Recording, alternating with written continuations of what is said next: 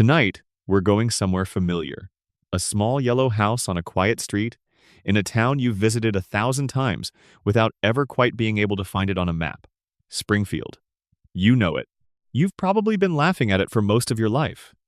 The couch, the donuts, the three-eyed fish, the man who can never quite remember Homer's name. But tonight, we're not here for the laughter. Tonight, we're here for the things that live underneath it. Because for 36 years, this gentle little cartoon has been telling you stories that start out funny and then drift somewhere much quieter and much sadder.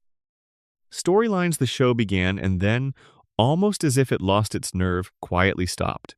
Episodes that wandered into territory so dark that you can almost feel the writers pulling back at the last second, smoothing it over with a joke, resetting everyone to normal before the next Sunday night, hoping you wouldn't notice where they'd just taken you.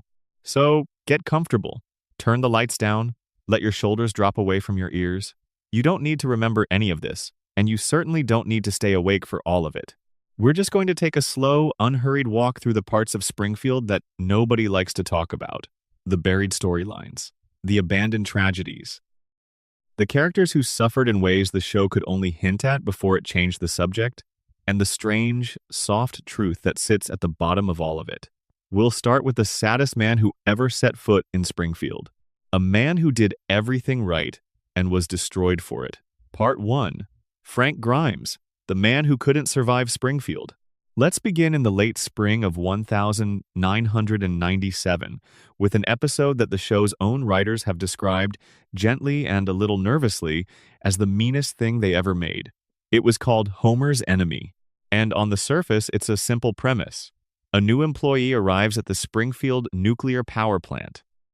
His name is Frank Grimes, though almost nobody ever calls him that. Almost everyone, almost immediately, starts calling him Grimy, a nickname he despises, a nickname that follows him to the very end. And his whole short, miserable story is built around a single, devastating question that the show had never asked out loud before and would be careful never to ask again. What happens to a normal, hardworking, realistic human being when you drop them into the middle of Springfield? The answer, it turns out, is that they don't make it. To understand why Grimes matters so much, you have to understand who he was before he ever walked through those doors.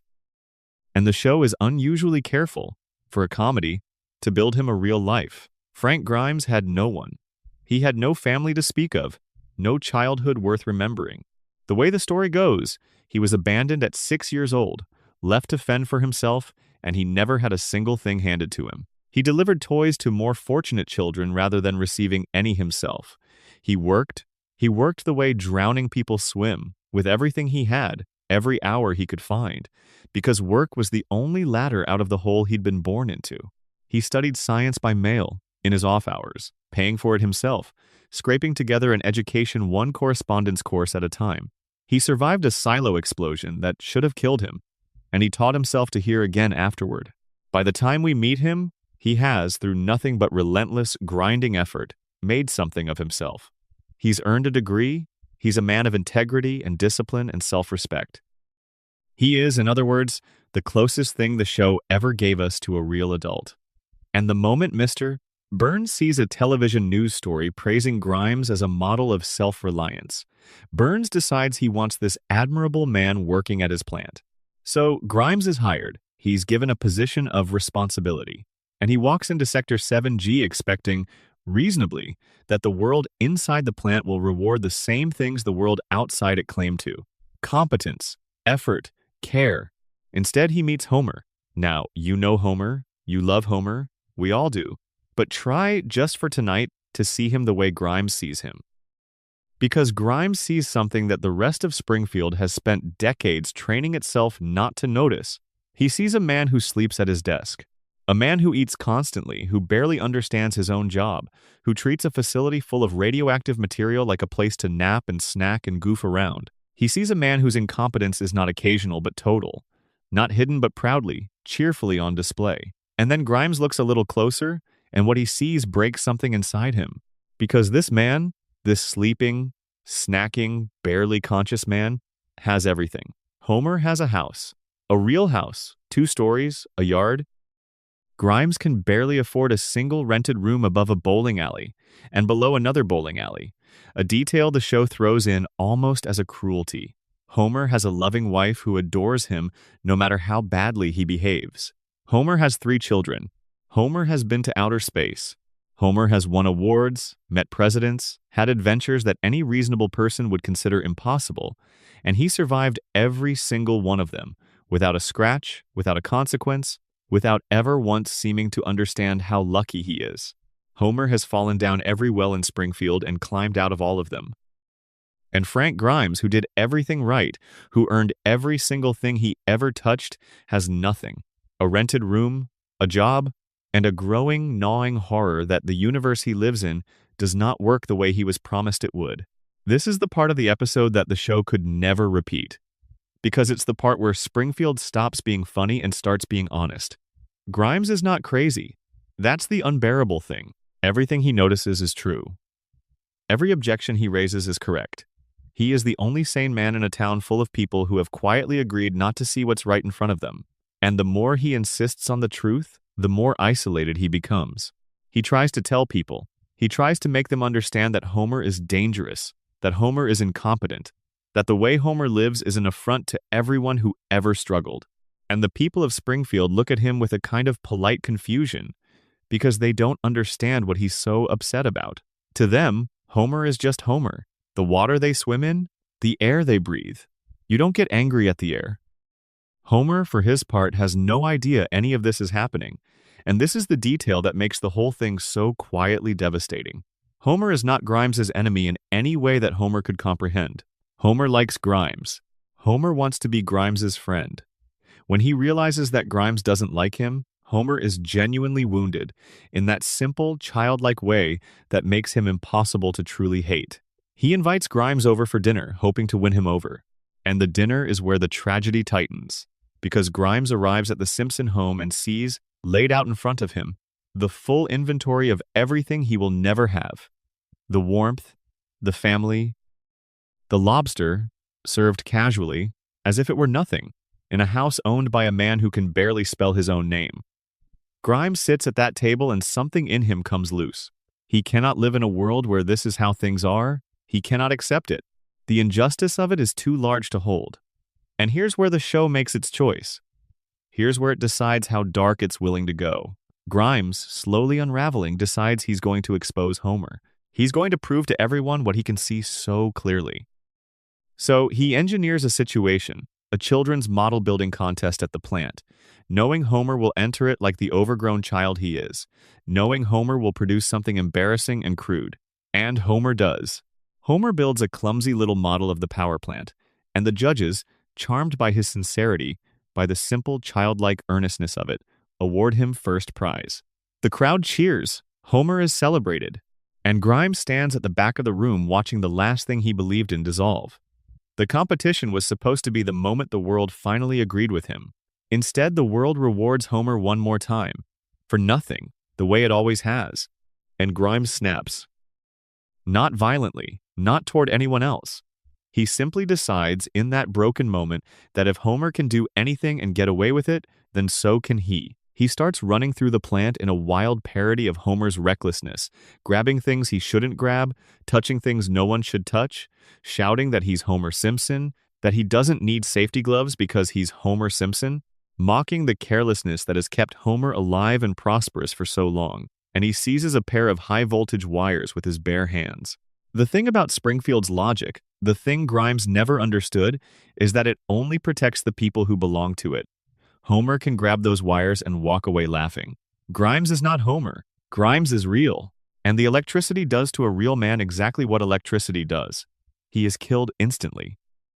The one man who refused to accept Springfield's rules is destroyed by the very rules he refused to accept in the act of trying to prove they were wrong. But the darkness of the episode isn't the death. Lots of shows kill a character. The darkness is the funeral. Because the show takes us to Frank Grimes's funeral, and there is almost no one there. A man who lived and died with no family, who clawed his way up from nothing, is lowered into the ground while a small handful of people who barely knew him stand around, vaguely uncomfortable. I'm not quite sure why they came. And Homer, exhausted, sits in a chair near the grave, and he falls asleep. In the middle of the eulogy, Homer falls asleep, the way he falls asleep everywhere, and he mumbles something dreamy and affectionate, the kind of thing he might say to Marge in bed. And the entire crowd, the entire town, bursts into warm, delighted laughter. Oh, that Homer. And the laughter rolls on over the open grave of the only person who ever told the truth about him, and the episode simply ends. No lesson, no comeuppance. No moment where the town realizes what it has done. They laugh, and they go home, and by next week they will have forgotten Frank Grimes entirely, the way Springfield forgets everything that makes it uncomfortable. That ending is the reason this storyline could never be finished, never be revisited, never be allowed to mean what it really meant. Because what it really meant was an indictment. The show looked directly at its own world and said, out loud, this place destroys good people, and it doesn't even notice it's doing it. It said that effort is not rewarded here, that decency is not protected here, that the only way to survive in Springfield is to be exactly the kind of person Grimes could never bring himself to become, the kind of person who doesn't look too closely, who doesn't ask too many questions, who floats through catastrophe on a cushion of cheerful ignorance. The writers knew exactly what they'd done. In the years since, they've talked about it with a kind of careful honesty. The character was conceived specifically as a real person dropped into the cartoon, a man who would react the way you or I would react if we suddenly found ourselves living next to Homer Simpson. And once they'd built him, once they'd given him a soul and a history and a perfectly reasonable set of grievances, the only honest ending was the one they wrote. He had to die. Because a man like Grimes cannot coexist with Springfield. One of them has to give, and Springfield never gives. Springfield is eternal. Springfield resets. Grimes was the thing that couldn't reset, the splinter the show had to remove to keep functioning. And so, it removed him, and it never tried anything like it again. There was, the much later, a brief and uncomfortable joke about a grown son of Frank Grimes who shows up seeking revenge, but even that was played quickly for laughs and waved away, as if the show itself were embarrassed to have reminded you that Grimes ever existed.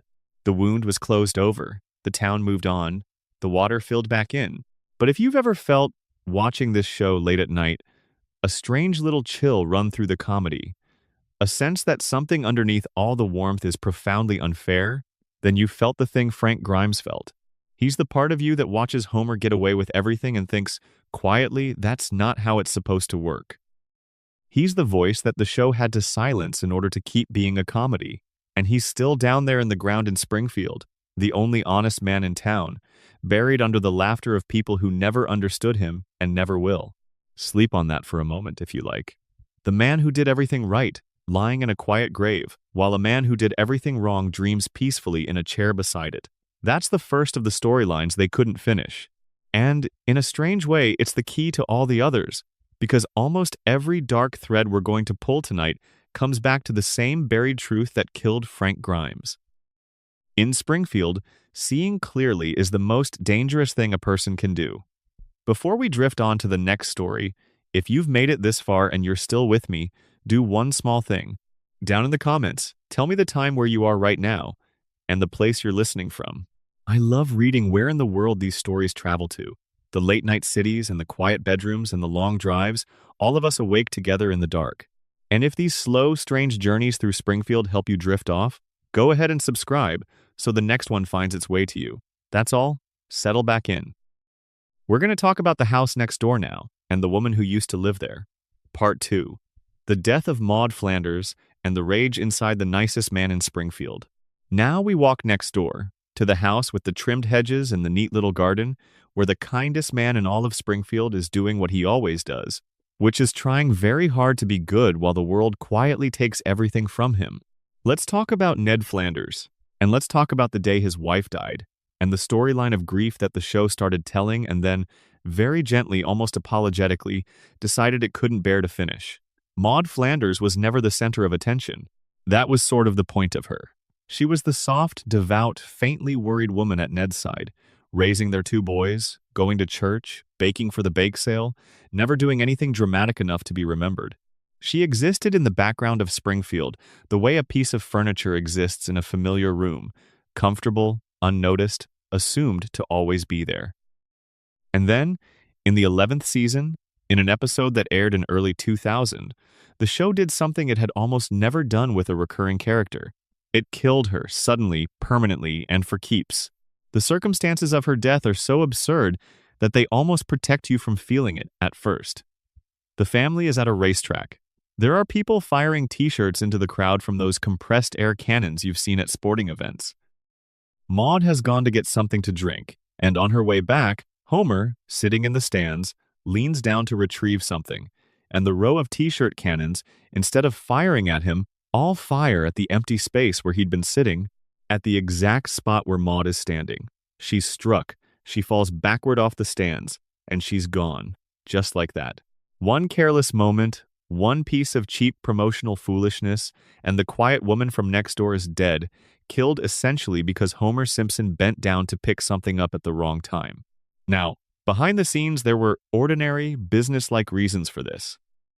The actress who voiced Maude had a contract dispute, and the production decided to write the character out rather than recast her or meet her terms.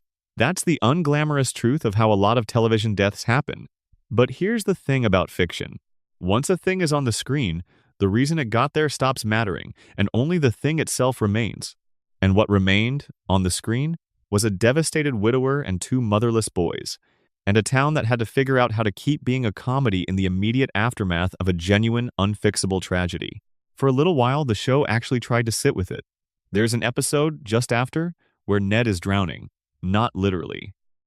He's drowning in the ordinary, unbearable weight of grief.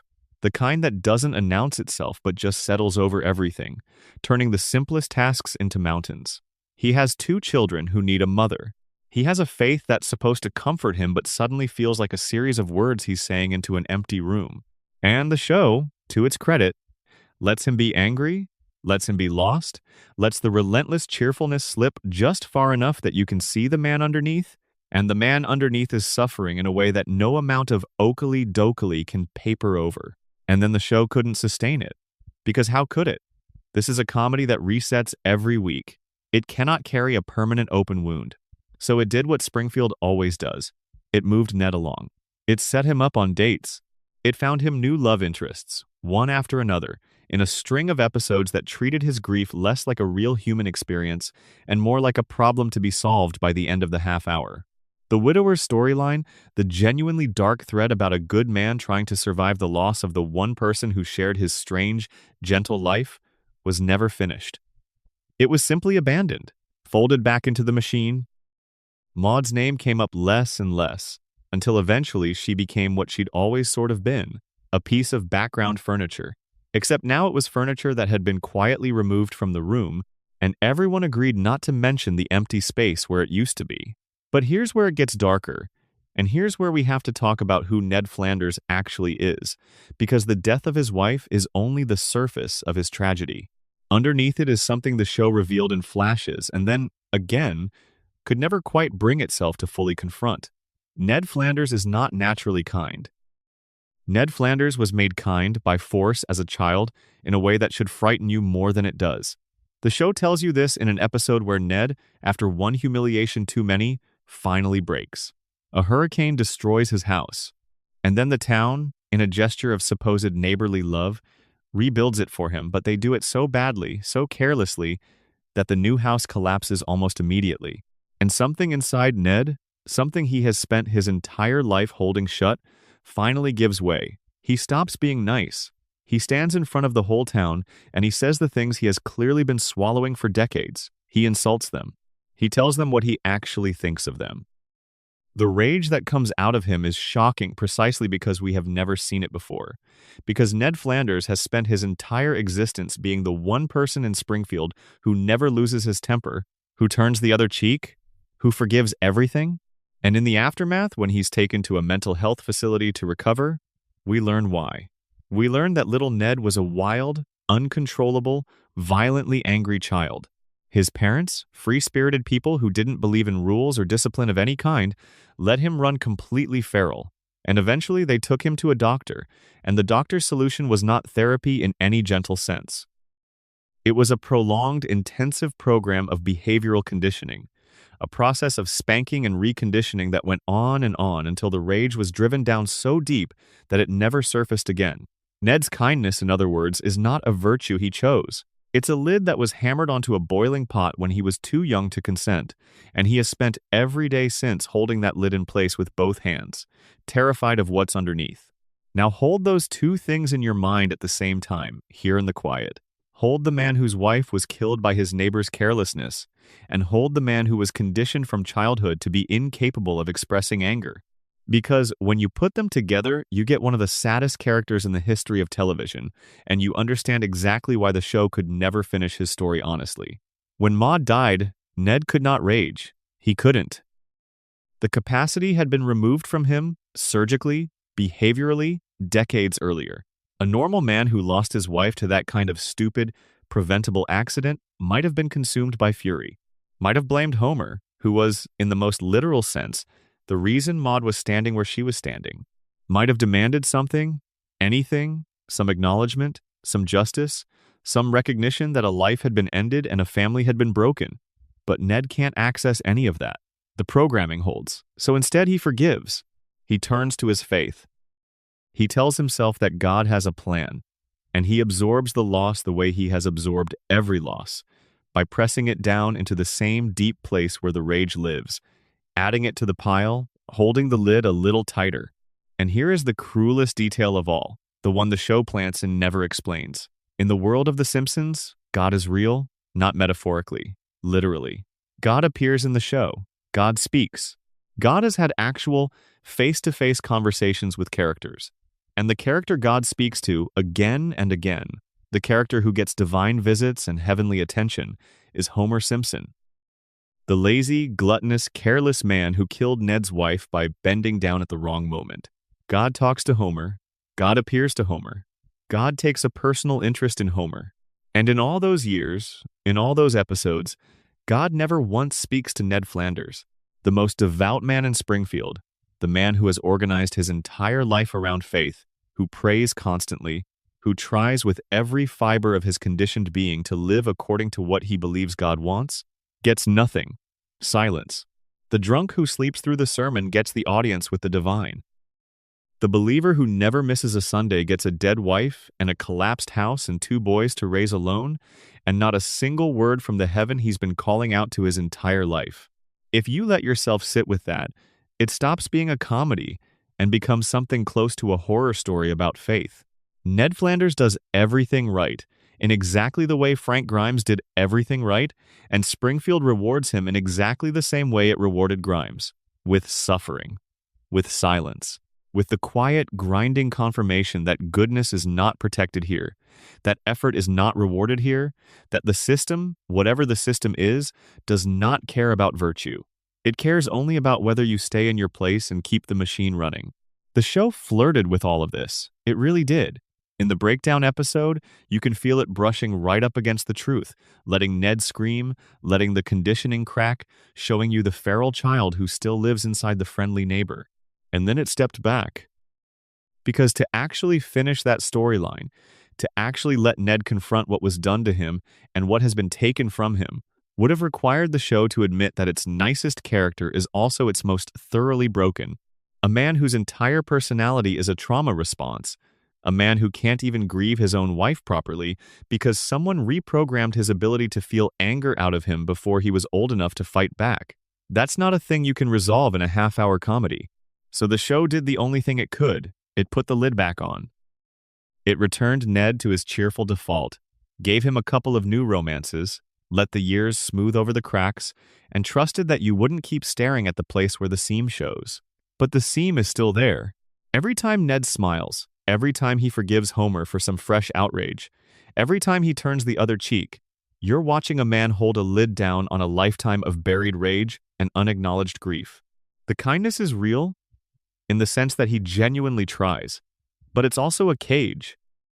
And inside the cage is a little boy who was never allowed to feel what he felt, and a widower who was never allowed to mourn the way he needed to mourn, and a believer who has spent his whole life talking to a God who answers everyone but him.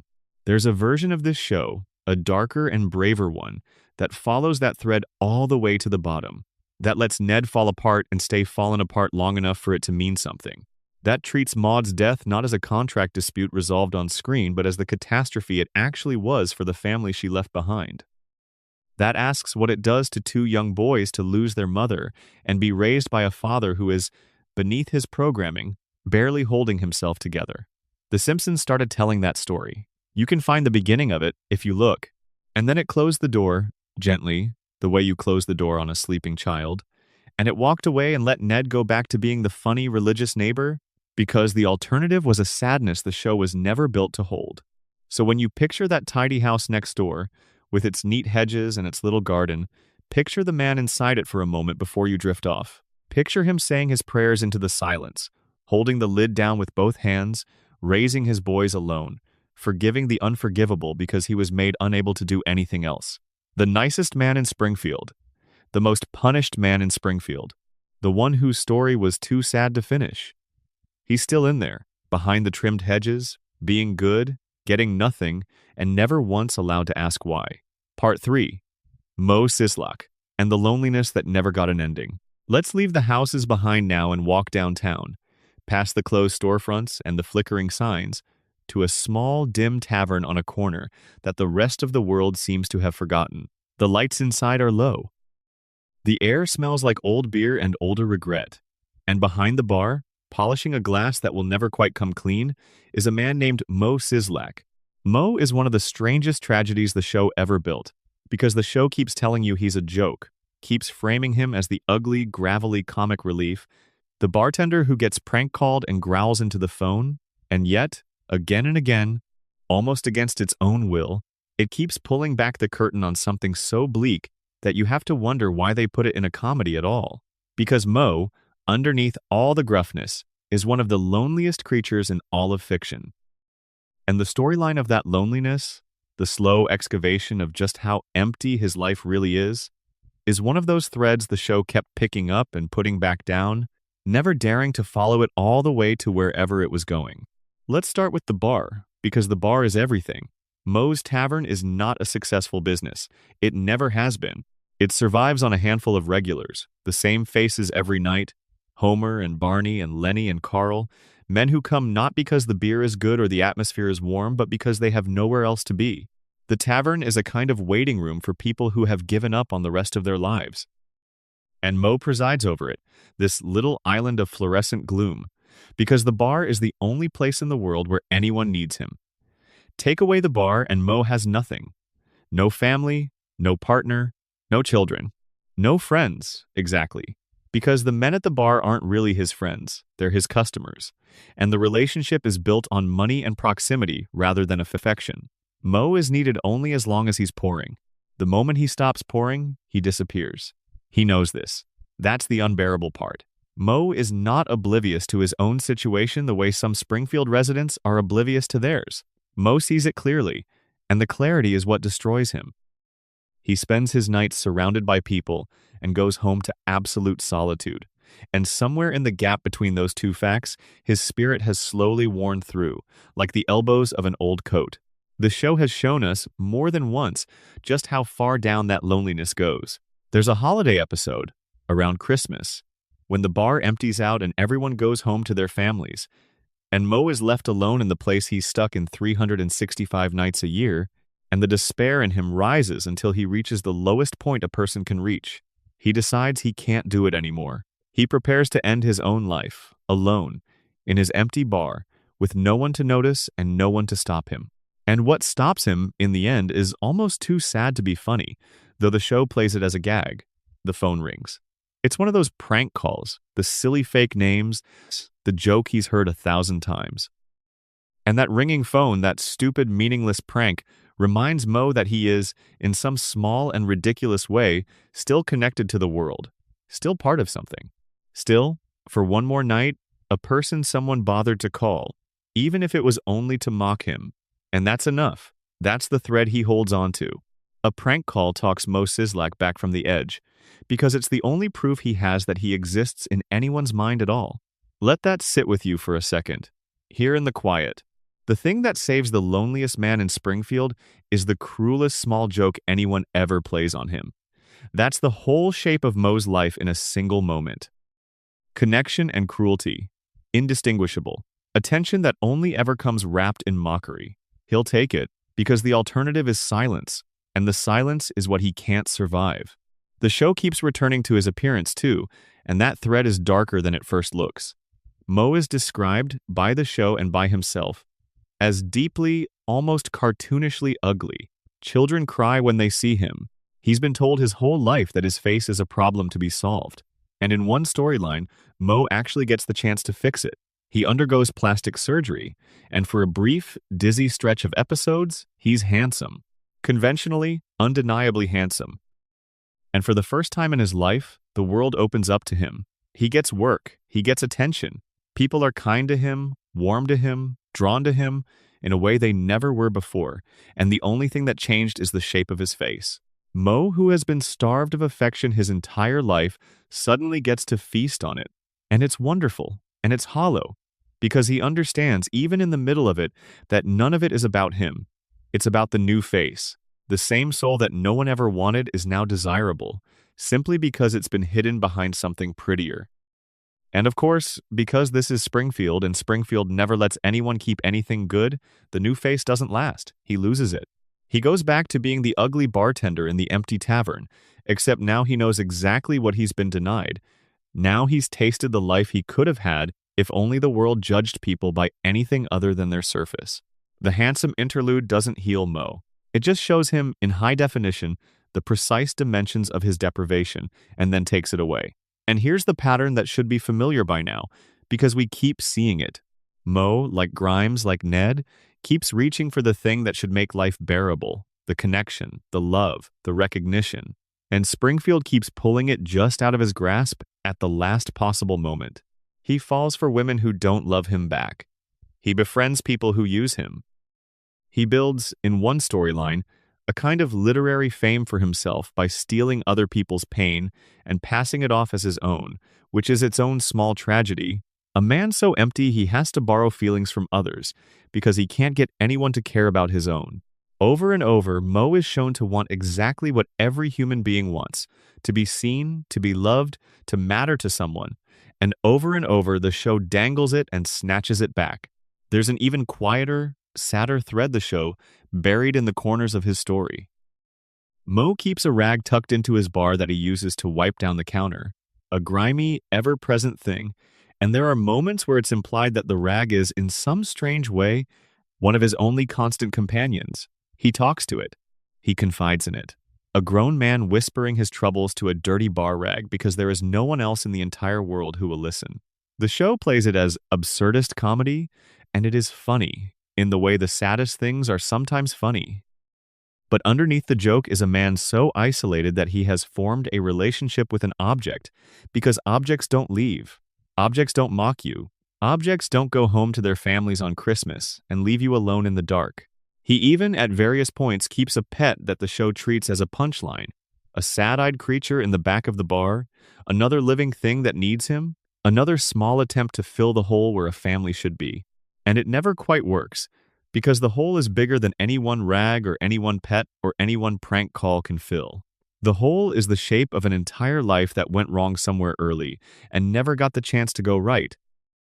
Now, why couldn't the show finish this story? Why does it keep approaching Moe's loneliness, getting right up to the edge of it, and then retreating into a punchline?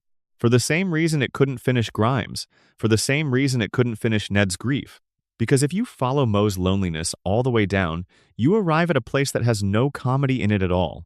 You arrive at the question of why anyone keeps living a life that gives them so little, and that's not a question a Sunday night cartoon can answer. So instead, the show does the merciful thing, the only thing it knows how to do. It lets Moe survive each episode. It gives him a small reprieve, a brief romance, a passing moment of belonging, and then it resets him to the bar, to the regulars, to the prank calls, and it trusts that the rhythm of his existence, however bleak, is at least a rhythm he can keep. Moe doesn't get an ending. Moe gets a loop. And in Moe's case, maybe the loop is a kind of mercy, because a true ending for a man like Moe would be unbearable to watch. But there's something almost beautiful buried in there too. And I want to leave you with it before we move on, because not every dark thread in Springfield is pure despair. Mo keeps the bar open. Night after night, year after year, he unlocks the door and turns on the lights and pours the beer, even though it barely pays, even though the people who come don't really love him, even though the loneliness never lifts. He keeps it open because the regulars need somewhere to go, and because as long as the door is open, he's not entirely alone, and neither are they. There's a kind of stubborn, wordless dignity in that. Mo is the man who got nothing from life and still shows up to give other people a place to be. The ugliest man in Springfield runs the warmest, dim little room in town, not because it makes him happy, but because keeping it open is the only way he knows to stay tethered to the world. So when you picture that little tavern on the corner, with its low lights and its handful of lost men, picture Mo behind the bar before you drift off, wiping down the counter with his old rag, waiting for the phone to ring. He's still there. He's always there. He never gets the ending he deserves, the love or the family or the recognition, but he keeps the lights on anyway, every single night, for everyone who has nowhere else to go. And if loneliness has a patron saint, it's probably a gravel-voiced bartender in a forgotten corner of an unfindable town, talking quietly to a rag, holding the door open in the dark. If any of that landed a little too close tonight, be gentle with yourself. Loneliness is one of the heaviest things a person can carry, and there is no shame in setting it down for a while or in reaching out to someone who can help carry it. But for now, let your breathing slow, and let Mo keep his lonely watch, and we'll move on to something colder and stranger. We're going to walk up the hill now to the mansion at the top of the town and talk about the things buried beneath the power plant. Part 4. Mr. Burns and the crimes buried beneath the plant. Now we climb. Up out of the low part of town, up the long, winding road that leads to the great dark mansion on the hill, the one with the gargoyles and the iron gates and the windows that never seem to have any lights on behind them. This is where the oldest, coldest man in Springfield lives, and tonight we're going to talk about him, because beneath his comedy, beneath the frail little body and the trembling voice and the endless fumbling for his loyal assistant's name, Charles Montgomery Burns is the keeper of more buried storylines than any other character the show ever created. He is, in a very real sense, the place where Springfield hides its bodies. And some of those bodies, it turns out, are literal. Let's start with the plant itself, because everything about Burns radiates outward from that single, looming structure. The Springfield nuclear power plant is, by any honest measure, one of the most dangerous places in all of fiction, and the show tells you this not as a dark secret, but as a casual, recurring fact, dropped into episode after episode and then immediately forgotten. There was, at one point, a safety inspection of the plant, and that inspection turned up 342 separate violations. 342. The cost to fix them all, to bring the facility up to even the minimum standard of not actively poisoning everyone near it, was estimated at $56 million. And Burns, a billionaire many times over, a man for whom $56 million is a rounding error, refused to spend it. Not because he couldn't, because he wouldn't. Because to fix the problems would be to admit the problems existed, and to admit the problems existed would be to invite questions, and questions, for a man like Burns, are the only thing in the world that can actually hurt him. And the violations weren't small. This is where the show drops things into your lap so casually that you almost miss how horrifying they are. Radioactive waste dumped directly into the water. Radioactive waste dumped, in one instance, onto a children's playground. Plutonium, one of the most dangerous substances on Earth, used as an ordinary paperweight on someone's desk. Cooling towers cracked and leaking, patched, at one point, with nothing more than a wad of chewing gum. Glowing rats scurrying through the lower levels. And then, the detail the show throws away in half a second and never, ever returns to. Human skeletons. In the basement of a working nuclear facility, real human bones, down in the dark beneath the reactor, and the show simply shows them to you and moves on, never explaining who they were, never asking how they got there, never wondering aloud why there are dead people in the foundations of the building that powers the entire town. Sit with that one for a moment, in the quiet. Skeletons in the basement of the power plant. People died down there. People died down there and were never found, or were found and never spoken of, and their bones are still down there in the dark while Homer naps at his desk 2 floors up. The show planted that image and walked away from it, because to follow it, to actually ask whose skeletons those are, would lead somewhere far too dark for a Sunday night comedy. So it became a 1-second gag, a piece of macabre set dressing, a buried storyline in the most literal sense. The dead beneath the plant, unnamed, unmourned, unexplained, holding up the floor.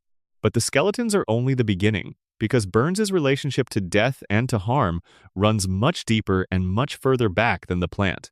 The show, over the years, painted in fragments of his history, and those fragments form a portrait of a man who has been quietly monstrous for over a century, because Burns is old.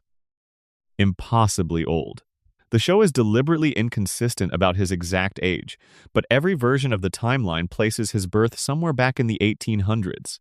He speaks of events from the early 1900s as personal memories. He references the First World War as something he lived through. He has, by the most conservative reading, been alive for well over 100 years, and in all that time he has accumulated a body count and a ledger of cruelties that the show could only ever gesture at. Consider the biological weapons. This is one of the darkest things the show ever buried, and it buried it inside what is otherwise one of its most beloved episodes. Long before the power plant, back in the late 1960s, Burns owned a germ warfare laboratory, a facility right there in or near Springfield, dedicated to manufacturing biological weapons, diseases, engineered pathogens, the kind of thing that, if released, could kill on a scale that makes even a leaking reactor look gentle. The richest man in town was, at one point, in the business of breeding plagues. And the only reason we even know this is because a group of young activists once broke into that lab to destroy what was being made there, and one of those activists was the mother of Homer Simpson. A thread will follow all the way down on another night. For now, just hold the fact itself. Burns made weapons designed to spread sickness through human populations. In the same town where he later built a reactor with 342 safety violations, in the same town where children played and families lived, and the show tells you this and then, true to form, moves on. Consider the $1 trillion bill. During the Second World War, the show tells us, the United States government printed a single $1 trillion bill, and that bill was entrusted to a certain wealthy industrialist for transport. That industrialist was Burns, and the bill never arrived where it was meant to go. Burns simply kept it. He stole $1 trillion from his own government during wartime and hid it away for decades. And when this is eventually discovered, there are, characteristically, no real consequences. The richest man in the country is so far above the law that the law has effectively stopped applying to him. He committed an act of theft and betrayal of staggering proportions, and he kept right on being Mr. Burns, because what, exactly, was anyone going to do about it? And his cruelty isn't confined to grand crimes. It's woven into the smallest, most casual moments of his daily life. There's a famous, chilling little ritual in which Burns, displeased with someone, simply commands his assistant to release the hounds, and a pack of vicious dogs is set loose to chase the offending person off his property. He keeps attack dogs the way other men keep umbrellas, ready at a word, an entire system of casual violence maintained for the convenience of a man who finds other human beings tiresome. He once, in one of the show's most quietly unsettling images, was shown to have a coat or a plan involving the skins of puppies, a flourish of villainy so extreme that the show could only present it as black comedy because presenting it straight would have been monstrous. Burns's relationship to other living things, animal or human, is the relationship of an owner to objects. He does not see people. He sees resources, obstacles, and amusements. This is the man Homer works for. This is the man who signs the paychecks of half the town. And the show keeps showing you, in flash after buried flash, exactly how dangerous he is, and then keeps resetting because the full weight of Burns's villainy is simply too heavy for the show to carry continuously. Think about the time he literally blocked out the sun. This actually happened in the show. Burns, wanting to force the entire town to consume more of his electricity, built a giant mechanical disc and used it to blot out the sun over all of Springfield, plunging the whole community into permanent artificial night, condemning every plant and every person to live without daylight, all so that his power bills would rise. That is not the scheme of an eccentric. That is the scheme of a man willing to harm an entire population, to deprive thousands of people of the sun itself for a marginal increase in profit. And the town's response, after the immediate crisis passed, was to forget it, the way the town forgets everything. By the next stretch of episodes, the sun was back, and no one ever spoke of the time their billionaire neighbor tried to steal the daylight. There's a strange medical thread to Burns as well, one the show used for laughs and never followed to its grim conclusion. In one of its most quoted moments, Burns visits a doctor and learns that his body is host to nearly every disease known to medicine, all at once, simultaneously. By any normal understanding, a man with that many illnesses should be dead many times over.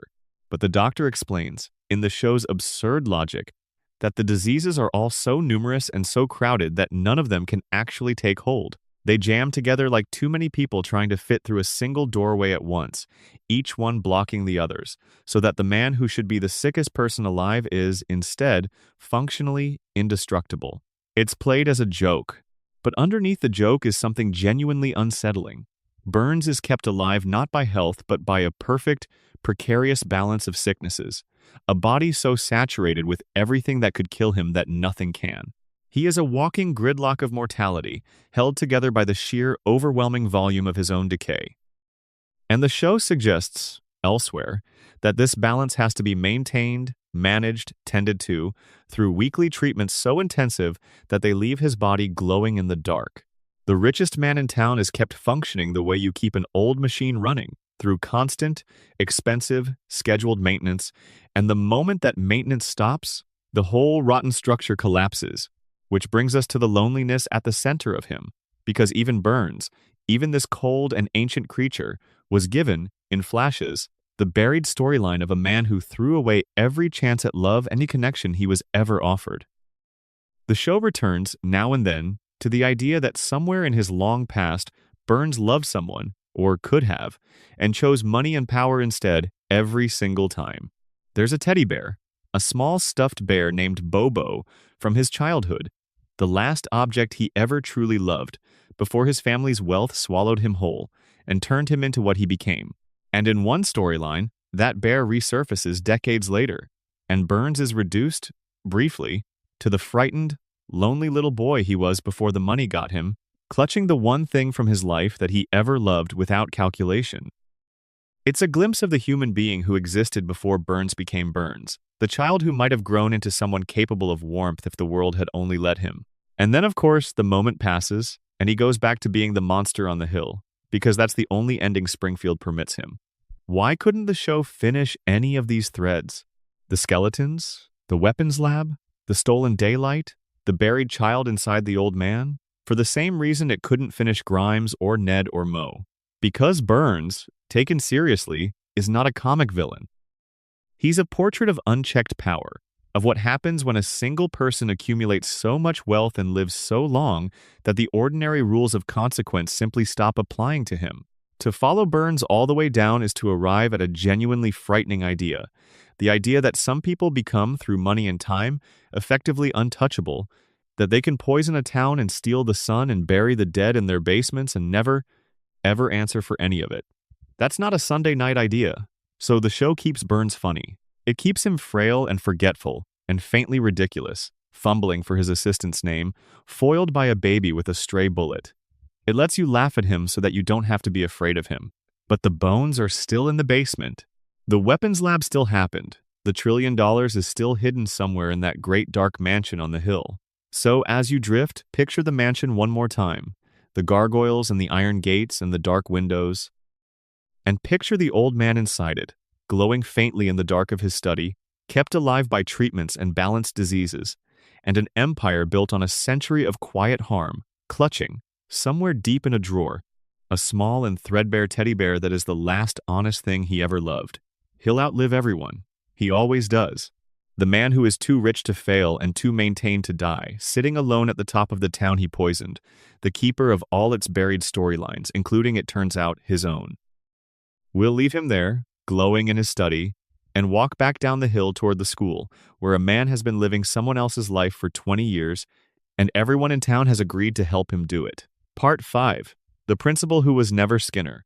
Walk with me down to Springfield Elementary, that low brick building where the paint is always peeling and the budget is always gone and the children are always, somehow, exactly the same age they were 36 years ago. And let's talk about the man who runs it, the stiff, anxious, rule-bound principal with the short-sleeved shirt and the perpetual look of someone bracing for disappointment. Principal Seymour Skinner. Except that's not his name. It was never his name. And the storyline in which the show revealed that, and the way the town responded to it, is one of the strangest and darkest things The Simpsons ever did, precisely because it wasn't dark on the surface at all. It was funny. It was almost throwaway. And underneath the comedy was a confession about the entire nature of the town. Here's what happened. The school holds a ceremony to honor Principal Skinner for 20 years of dedicated service. And in the middle of this celebration, a stranger walks in, a man no one recognizes. He introduces himself, and the words land like a quiet bomb. He says that he is Sergeant Seymour Skinner. The real one, a soldier who went to Vietnam, who was captured, who was believed killed in a prison camp in Southeast Asia decades ago. Except he didn't die. He survived. He endured years of captivity. He eventually escaped, and he made the long journey home, only to discover, when he finally arrived, that someone else had been living his entire life for the past 20 years. Wearing his name, running his school, living in his house, caring for his mother, being him. Because the man Springfield has known as Seymour Skinner all these years is an imposter. His real name is Armin Tamzarian, and the story of how he became Skinner is, in its own quiet way, a tragedy as deep as any we've talked about tonight. Before the war, Tamzarian was nobody. A street kid, a small-time delinquent, a young man from the wrong side of everything, with no family, no future, and no one who cared whether he lived or died. He was drafted, and he served in the same unit as the real Seymour Skinner. And when Skinner was captured and presumed dead, Tamzarian felt responsible. He felt a guilt he couldn't shake. So he traveled to Springfield to do the right thing, to find Skinner's mother and deliver the terrible news that her son was gone.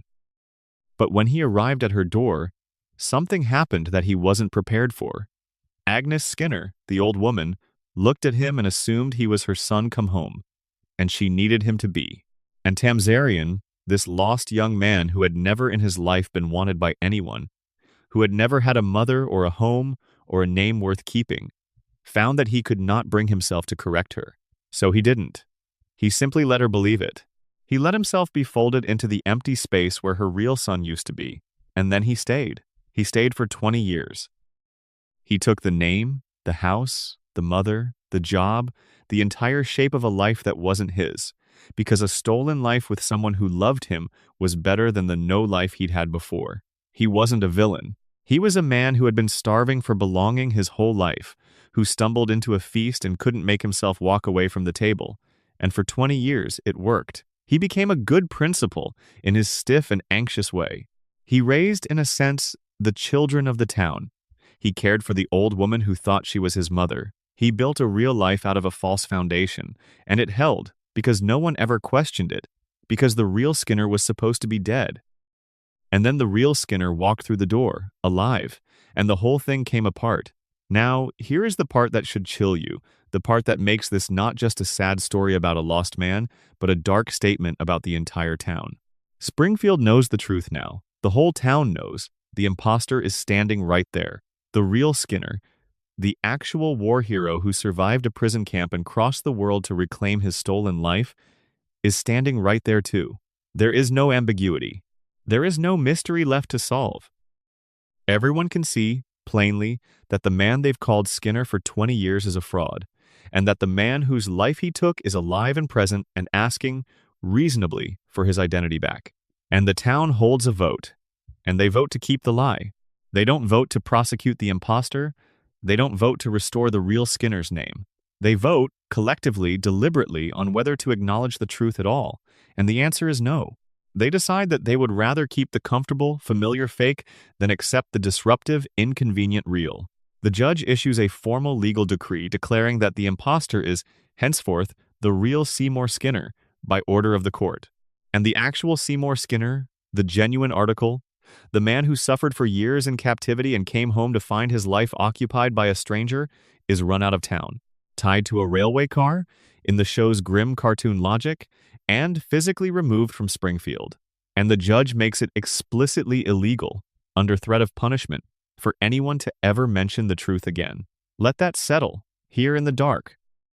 An entire community was presented with definitive proof that a central figure in their lives was living a stolen identity, was shown the actual victim of that theft standing right in front of them, and chose, by formal vote and legal decree, to criminalize the truth and exile the man who told it. They sentenced honesty to banishment. They made remembering a crime. When this episode first aired, fans hated it. They called it the moment the show went wrong. The moment it stopped caring about its own history, the moment it betrayed the careful continuity it had spent years building. The very actor who voices the character publicly disliked the storyline because it seemed to retroactively erase everything we thought we knew about the man: his military service, his relationship with his mother, his entire personality, all of it revealed as a fiction, built on a fiction. And in a sense, the criticism was fair. The episode is jarring.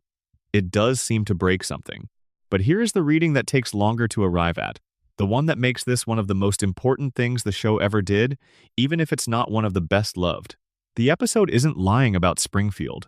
It's telling the truth about it, more openly than the show usually dares.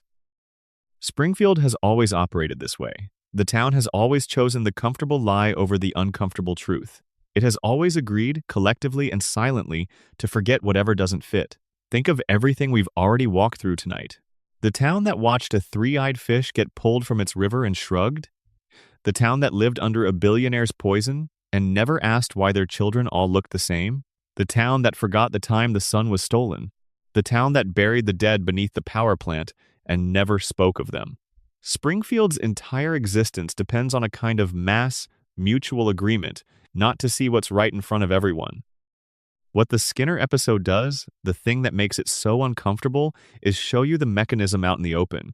Usually the forgetting happens off-screen, between episodes, in the silent gap where catastrophes get erased. But here, for once, the show lets you watch it happen in real time. It shows you the vote. It shows you the decree. It shows you the literal, physical expulsion of the truth from the community tied to a train and carried away. It says the quiet part out loud. This is how Springfield maintains its impossible reality. Not through magic, not through cartoon logic, but through consensus, through the systematic, deliberate, collective decision to treat the lie as truth and the truth as a crime, and to remove anyone who insists otherwise. And that's a real thing, isn't it? That's not just a cartoon trope. Small communities, real ones, have a terrifying capacity for exactly this kind of collective denial. Inconvenient truths get buried, scandals get smoothed over. The official version of events becomes the only version anyone is willing to remember, and the people who insist on the actual facts find themselves quietly pushed to the margins, treated as troublemakers, as people who just won't let things go. Springfield isn't exaggerating human nature here. It's diagnosing it. So the storyline could never really be finished in the sense of being resolved, because to resolve it would mean either restoring the real Skinner, which would shatter the show's status quo permanently, or fully confronting what it means that a town would rather exile a war hero than admit it was wrong. And neither of those is something a comedy can carry. So instead, the show did exactly what the town did. It buried the question. It went back to calling the imposter Skinner, week after week, year after year, and trusted that you'd forget the disturbing thing you'd just watched, the same way the townspeople forgot. We're all complicit, in a way. We kept watching. We kept calling him Skinner. We voted by our silence to keep the lie too. And somewhere out there in the show's own logic, the real Seymour Skinner is still gone, still exiled, still tied, metaphorically, to that railway car, carried away from the life that was rightfully his, the last honest man in a town that made honesty a punishable offense. He told the truth and the truth got him banished. The imposter stayed. The imposter is still there right now, behind the desk at Springfield Elementary, being a man he isn't, raising children that aren't his, caring for a mother who isn't his, because 20 years ago a lonely young man couldn't bring himself to walk away from the only family he'd ever been offered. and an entire town decided it was easier to let him keep pretending than to face what was true. There's a strange tenderness buried in there too, if you look for it, the same way there was tenderness buried in Mo keeping his bar open. Armin Tamzarian didn't steal a life out of malice. He stole it out of need, out of a hunger for belonging so deep that it overrode everything else. And in a way, the town's terrible vote was an act of love, however twisted. They kept him because they loved the version of him they knew. They couldn't bear to lose their Skinner, even for the real one. It's the same impulse that keeps all of Springfield frozen in place, the same impulse, we'll find, that keeps the whole show frozen. The refusal to let go of the familiar, even when the familiar is a lie, especially when the familiar is a lie. Because the lie is comfortable, and the truth is a stranger who walked through the door one day and threatened to take everything away. So as you drift, picture the low brick school with its peeling paint and the anxious man behind the principal's desk, living a borrowed life he can never give back. He got away with it. The town let him. And the cost was a good man tied to a train and carried into exile, and a whole community that agreed, by vote and by law, never to speak his name again. That's the storyline they couldn't finish, because finishing it would have meant admitting what Springfield is. We'll let it lie. We'll go back to calling him Skinner. And we'll move on now, gently, to talk about the people who didn't get a vote, the ones who simply vanished and were never explained at all. Part 6. The Vanishing and the People Springfield Quietly Erased. There is a particular kind of sadness that lives in long-running stories, a sadness that has nothing to do with the plots and everything to do with time, and tonight we're going to sit with it for a while. Because some of the darkest storylines in Springfield were never written into any episode at all. They happened in the silences. They happened in the spaces where characters used to be and suddenly weren't, and no one in the town ever said a word about it. This is the chapter about the vanishing, about the people who were there, who mattered, who were woven into the fabric of the town, and who then simply stopped existing, and how the show, unable to explain why, chose instead to pretend it had never happened at all. Let's begin with two men who were, for a while, among the funniest and most beloved figures in all of Springfield. Troy McClure, the washed-up actor with the gleaming smile and the desperate dignity, the man you might remember from 100 terrible educational films and infomercials, who introduced himself the same way every time, with that hollow showbiz cheer that couldn't quite hide how far he'd fallen. And Lionel Hutz, the spectacularly incompetent lawyer, the man who would promise you the moon and then lose your case in the most catastrophic way imaginable, a walking disaster in a cheap suit who somehow remained impossible not to love. For several seasons, these two were everywhere. They were among the most quotable, most reliable, most cherished supporting characters the show had. And then, between one season and the next, they were gone. Not killed, not written out, not given a farewell or an explanation, just gone. They stopped appearing, and they never came back, and the show never once acknowledged the empty space where they used to be. The reason, in the real world, is unbearably sad. Both characters were voiced by the same actor, a man whose comedic gift was so particular, so irreplaceable, that the show simply could not imagine continuing the characters without him. And he died. He was killed, suddenly and violently, in a tragedy that had nothing to do with the show and everything to do with the cruel randomness of real life. He was in the prime of his career, beloved by everyone he worked with, and he was taken far too soon.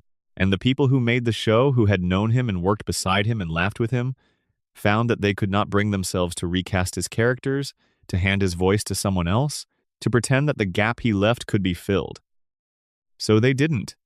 They let Troy McClure and Lionel Hutz fall silent, permanently, out of respect, out of grief, out of a kind of love that expressed itself through absence. The characters were retired not because their stories were over, but because the man who breathed life into them was gone, and to continue them would have felt like a betrayal. But here's the thing about that decision, the quiet weight of it. Within the world of the show, within Springfield itself, none of that explanation exists. The town doesn't know that an actor died. The town only knows, if it knows anything at all, that two of its residents simply ceased to be. Troy McClure, who was at one point engaged to be married, who had a whole life and career and presence in the community, was there one day and gone the next, and no one in Springfield ever mentioned it. No funeral, no search, no moment where someone said, Whatever happened to Troy McClure? He just evaporated, and the town closed over the space he left like water closing over a stone, and life went on as if he had never existed at all. And that, when you think about it from inside the world of the show, is a kind of quiet horror. People in Springfield can simply disappear, and the town will not notice, will not ask, will not grieve.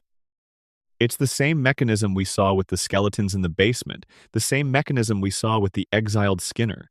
The town's capacity for forgetting is total. It can lose people, real people, people who mattered, and absorb the loss without so much as a ripple. The vanishing is the forgetting made literal. The people who fade out of Springfield don't get tragic deaths or noble farewells. They get erased, smoothly, completely, as if the town's collective memory has a hole in it exactly the shape of everyone it has lost. It happened again, years later, with the kind teacher whose tired voice was as much a part of Bart's classroom as the chalkboard itself. Edna Krabappel, the weary, sharp-tongued, secretly lonely woman who taught the fourth grade and longed, beneath her cynicism, for a little happiness of her own, and who had, in the show's later years, finally found some measure of it. She, too, was voiced by an actress who passed away, and the show, faced once again with the impossible choice of recasting or retiring, chose to retire her, gently, with a single quiet tribute, and then to let her fade from the classroom as if she had moved away. The children she taught never aged, never graduated, never left her class. But she left them, silently, and the desk at the front of the room sat empty, and the show carried on, because what else could it do? There's a teacher's gravestone in one of those tributes, with the actress's affection folded into it, a small acknowledgement slipped in for the people watching who knew. But to the children of Springfield, to Bart and the others frozen in the fourth grade forever, Mrs. Krabappel simply isn't there anymore, and no one explains why, and no one ever will.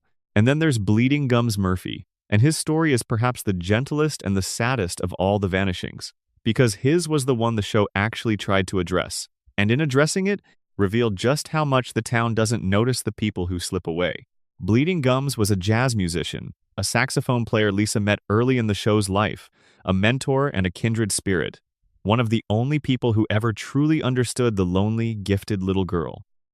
He played his sad, beautiful music on a bridge in the moonlight, and he became, for Lisa, a kind of guiding light, proof that there were other people in the world who felt things as deeply as she did, who turned their pain into something beautiful.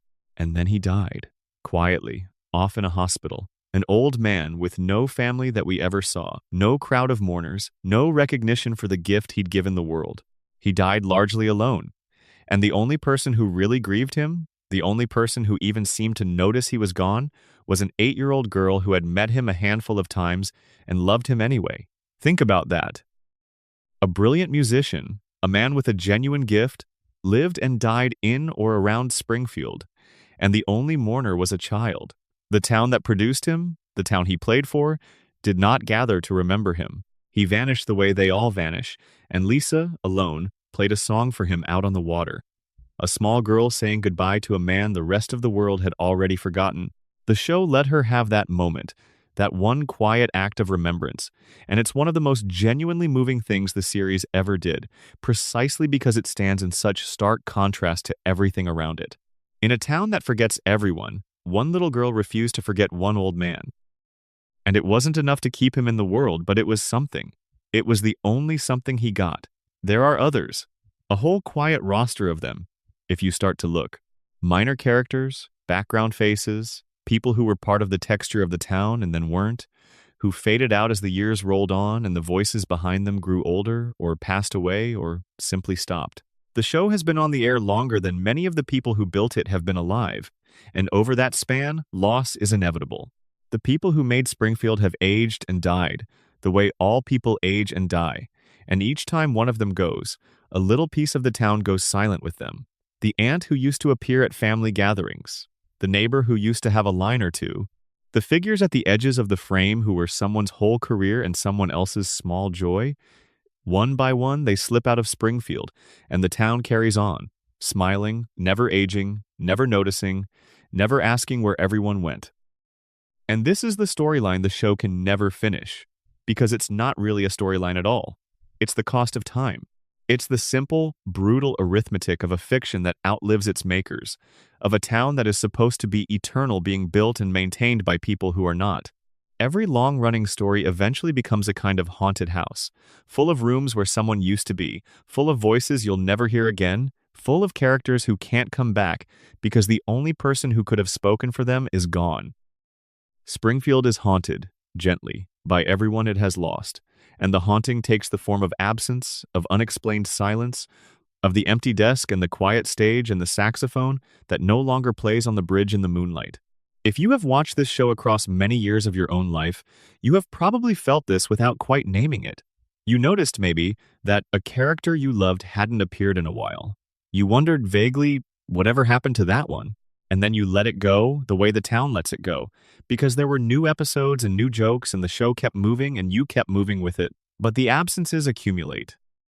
They build up at the edges of the show like dust in a corner, and if you ever stop and really look, you can see them all, the whole quiet crowd of the vanished, the people who were here and aren't, the friends who fell silent, the mentors who died with only a child to mourn them, the funny men whose laughter ended in a way the town could never explain.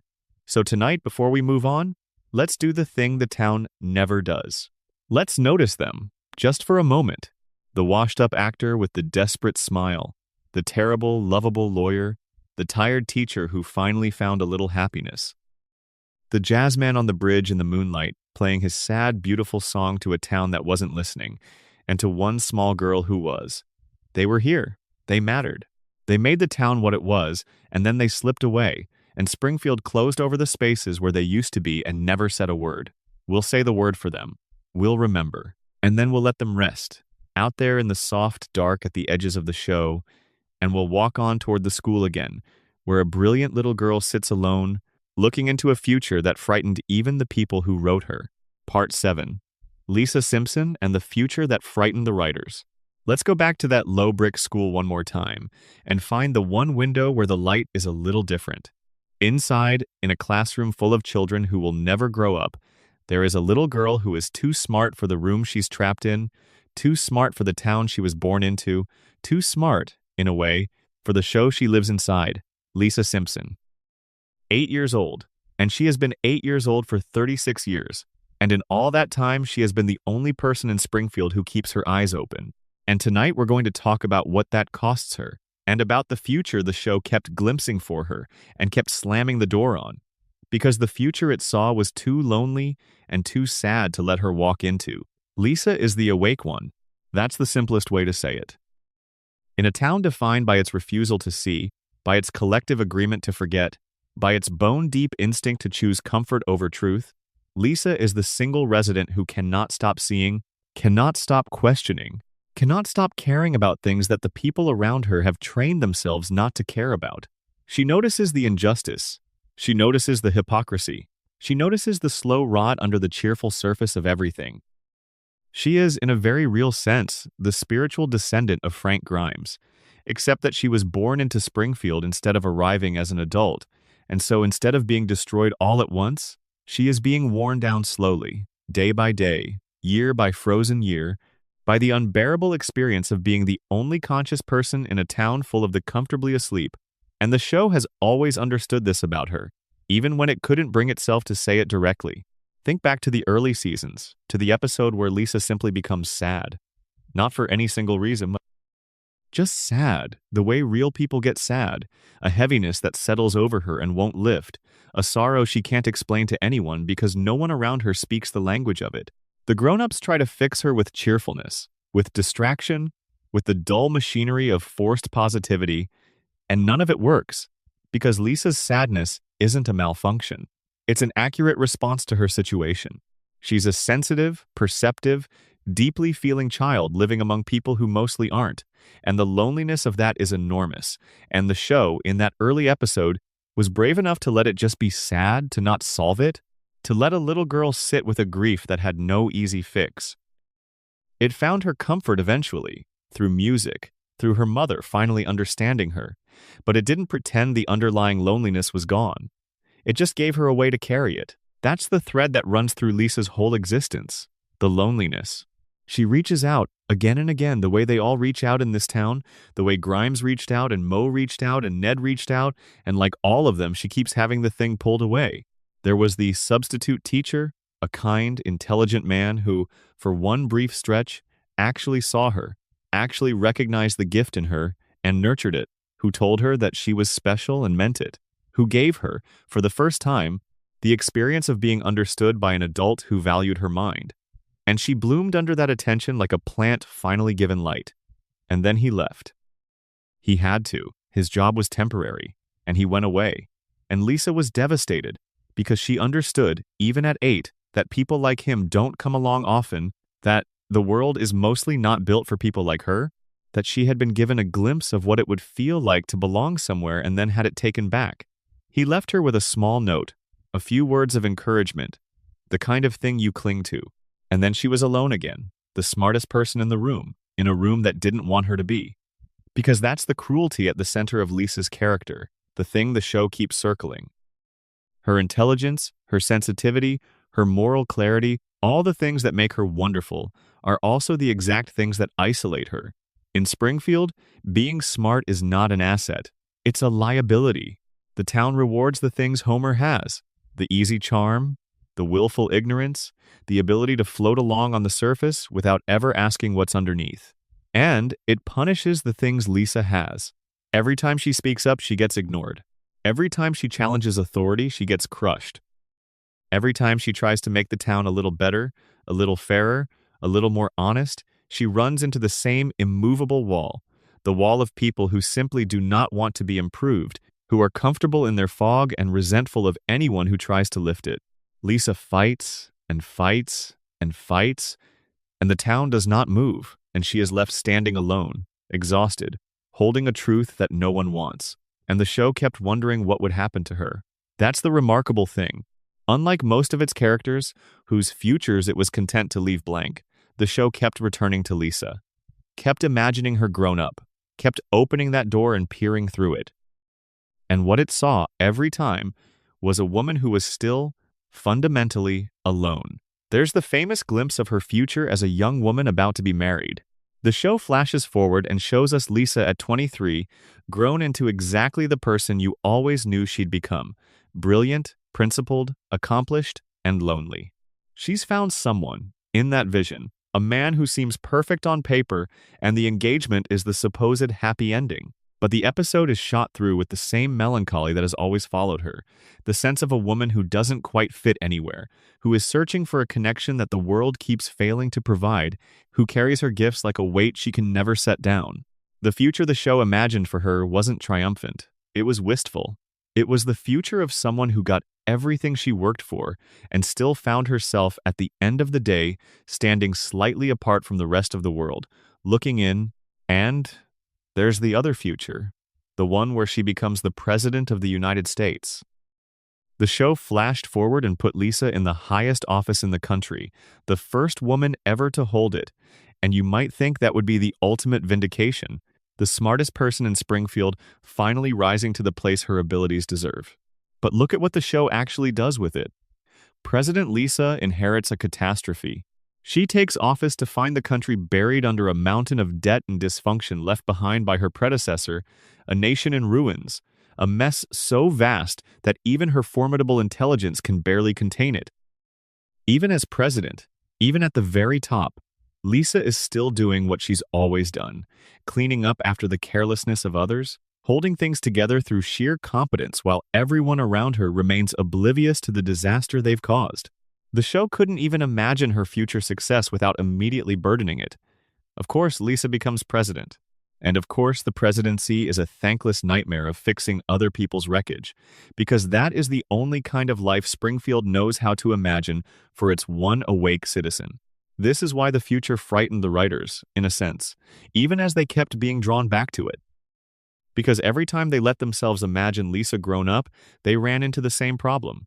A genuinely happy ending for Lisa would require her to escape Springfield, to find a world that values her, to be released from the loneliness that has defined her entire existence. And the show cannot let her escape, any more than it can let Bart turn 11 or Maggie say a second word, because if Lisa escapes, the loop breaks. And if the loop breaks, the show ends. So Lisa is condemned to stay, 8 years old forever. The smartest person in a town that will never appreciate her, the most awake person in a world built on sleep, reaching out again and again for a connection that is always, always pulled away at the last second.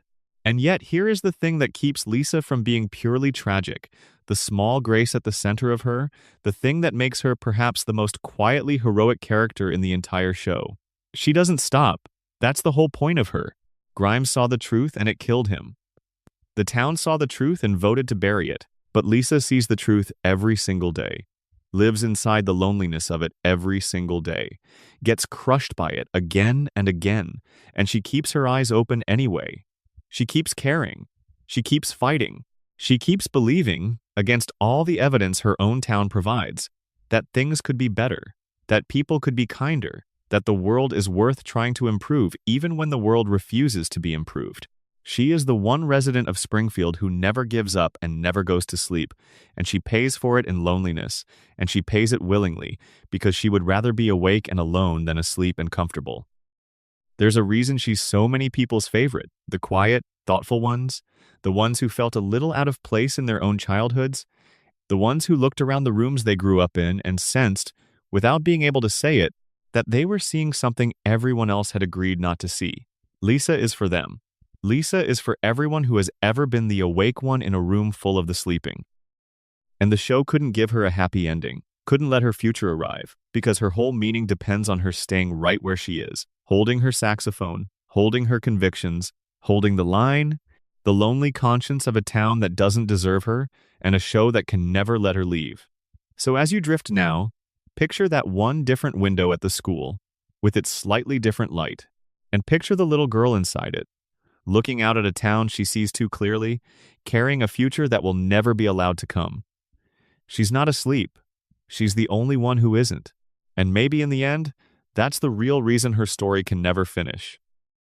Because the moment Lisa Simpson gets to grow up and find her place in the world is the moment the dream ends for everyone else, and Springfield will do almost anything, will forget almost anything, will sacrifice almost anyone to keep the dream from ending, even her. Especially her. We'll leave her at the window, awake in the dark, the way she always is. And we'll go now to the man who is the opposite of awake, the man whose mind was switched off long ago, and find out what the show buried inside Homer's skull. Part 8, Homer's Crayon, and the mind that was already gone. Now we come to the man at the center of everything, the man whose face is on the lunchboxes and the t-shirts and the cereal boxes, the man you can't help but love no matter how badly he behaves. Homer Simpson. And tonight we're going to talk about something the show buried inside his head, quite literally, a storyline so quietly devastating that it reframes every single thing you've ever found funny about him. Because the great secret of Homer Simpson is that his stupidity is not natural. It was, at least in part, a choice. And the show told you this clearly in one of its most beloved episodes, and then it walked away from the implications and never looked back, because the implications are almost too sad to hold. Let's start with the crayon. In one episode, it's revealed that Homer has, lodged in his brain, since early childhood, a crayon. An actual crayon, pushed up his nose and into his skull when he was a small boy, where it has remained ever since, slowly, permanently, pressing on the parts of his brain responsible for higher thought. The crayon is, the show suggests, a significant reason for Homer's famous slowness. His inability to follow complex ideas, his childlike simplicity. It's been in there for decades, dimming him, fogging him, keeping him gentle and dull and easy to please. And then he gets it removed. A doctor extracts the crayon, and the change is immediate and total. Homer's intelligence comes roaring back, or perhaps comes online for the first time. He becomes brilliant, articulate, insightful. He can suddenly grasp things he never could before, follow arguments, see patterns, understand the world around him with a clarity that has been denied to him his entire life. For the first time, Homer Simpson is fully awake, and it destroys him. Because here is what Homer sees. Once the fog lifts, once the crayon is gone, and his mind is clear, he sees his life as it actually is. He sees the job at the dangerous plant, the years he's wasted, the smallness of his existence. He sees perhaps the way the world really works, the unfairness of it, the way men like Burns sit at the top, and men like Homer toil at the bottom for nothing. He sees his marriage, his choices, his circumstances, all of it laid bare without the comforting blur he's lived inside his whole life. And worst of all, he sees how the people around him react to his new intelligence. Because the people who love him, the people in his life, don't celebrate the smart Homer. They're uncomfortable with him. They find him distant, difficult, alienating. His friends pull away. The easy warmth that surrounded the foolish Homer evaporates around the brilliant one. He becomes, in his clarity, profoundly alone, in exactly the way Lisa is alone, in exactly the way Grimes was alone, because intelligence in Springfield is a curse and not a gift, because to see clearly in this town is to be exiled from the comfort of everyone who can't. And so Homer makes a choice. He chooses to put the crayon back. He goes back to the doctor and asks to have his intelligence taken away again, to have the fog restored, to be dimmed back down to the simple, happy, foolish man he was before. He chooses stupidity. He chooses the blur. He decides consciously that a dull life surrounded by love is better than a clear life lived alone, and he asks a doctor to push a crayon back into his brain to make it so. And the doctor does, and Homer goes back to being Homer, and he leaves behind a small note for Lisa, a note from the brief window of his brilliance, telling her that he's proud of her, that he sees what she is and what she's up against. One moment of clear-eyed love from a father who chose to make himself stupid again rather than bear the loneliness of being smart. Sit with that for a moment in the dark, because it is one of the saddest things the show ever did, and it dressed it up as a comedy. Homer Simpson was, for a brief time, fully awake, fully himself, fully capable, and he found the waking world unbearable. And he chose to go back to sleep. He chose the fog. He chose to dim his own mind because the clarity hurt too much. And the show let him make that choice, and never questioned it, never followed it, never asked what it means that one of its central characters would rather be brain-damaged and beloved than brilliant and alone. It planted the crayon back in his skull and moved on, and Homer went back to being funny, and you went back to laughing, and the buried truth stayed buried, that the man you love is a man who deliberately chose not to see. But the crayon is only half of it. Because there's another storyline, an even deeper and stranger one, that the show has danced around for 30 years without ever quite committing to, and it begins with a vending machine.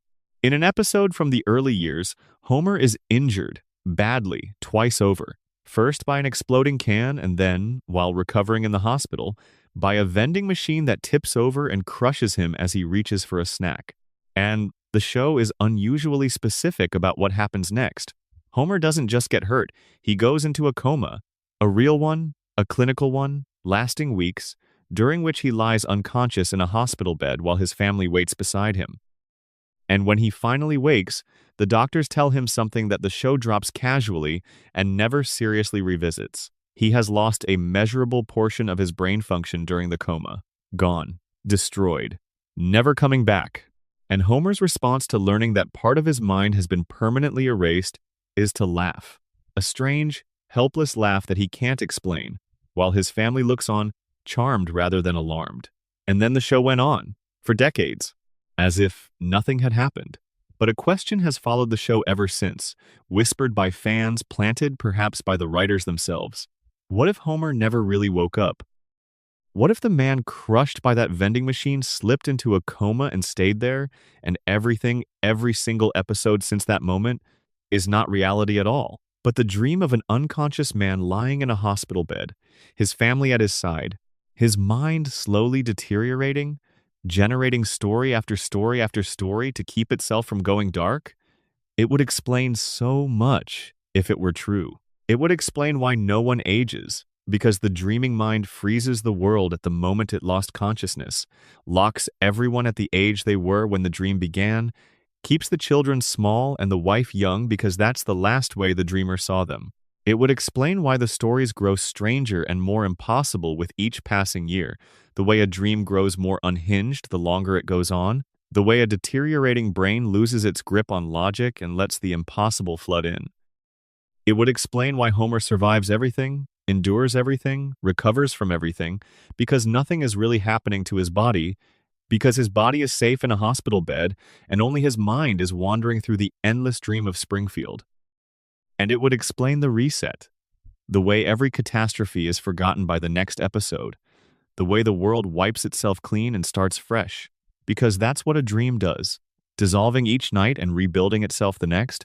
A brain refusing to let the story end, because if the story ends, the dreamer has to wake up, and waking up means facing how much time has passed, how old the children really are, whether anyone is still sitting by the bed. The show has flirted with this idea openly. It once aired a deliberately fake planted scene, presented as a leaked, deleted clip, in which Homer wakes from a long coma to discover that every outlandish adventure was just a dream. The writers made it themselves, as a wink to the theory, and then insisted it wasn't real, that it was a hoax. But the fact that they made it at all tells you they know. They know the idea holds together. They've engaged with it. They animated their own central character waking from a coma and then told you to forget you saw it, which is, if you think about it, exactly the move the town makes with everything it can't face. Show you the truth, then tell you it was a joke, then trust you to move on. And here's the part that turns the whole thing from a clever puzzle into something genuinely tender, the part that I want to leave you with before you drift off. If the dream is real, if Homer has been unconscious all these years, then the dream is not a nightmare. It's the opposite. It's the kindest thing his broken mind could possibly build. Because what does Homer want more than anything? Deep down beneath the gluttony and the foolishness and the noise, he wants his family. That's all. He wants Marge to still love him. He wants Bart to still be his mischievous little boy. He wants Lisa to keep playing her saxophone in the next room. He wants Maggie small enough to hold. He wants Friday night at the house on Evergreen Terrace to last forever. The whole family together, the beer cold, the children young, no one ever leaving, no one ever growing up, no one ever having to say goodbye. And in the dream, he gets all of it, forever. The dream gives Homer everything the waking world would eventually take away. His children never grow up and move on. His wife never tires of him and leaves. His life never ends. The dream preserves the people he loves in amber, exactly as they were on the day he lost them, and it keeps them there, safe and young and near, for as long as the dreaming lasts. So every time Homer survives the impossible, every time the world resets and everything goes back to normal, it isn't lazy writing and it isn't cartoon logic. It's a dying man's mind refusing to let the story end, because ending the story means letting go of his family, and he will dream forever before he lets that happen. The coma, if it's real, isn't a tragedy of imprisonment. It's a love letter. An unconscious father reaching across the dark toward the family he can't quite touch, building them a house and a town and a whole world to live in so that he never has to be without them, so that no one ever has to grow up and leave, so that the door is always open and the lights are always on and he can always find his way home by the end of the episode, because in the dream, he never really left.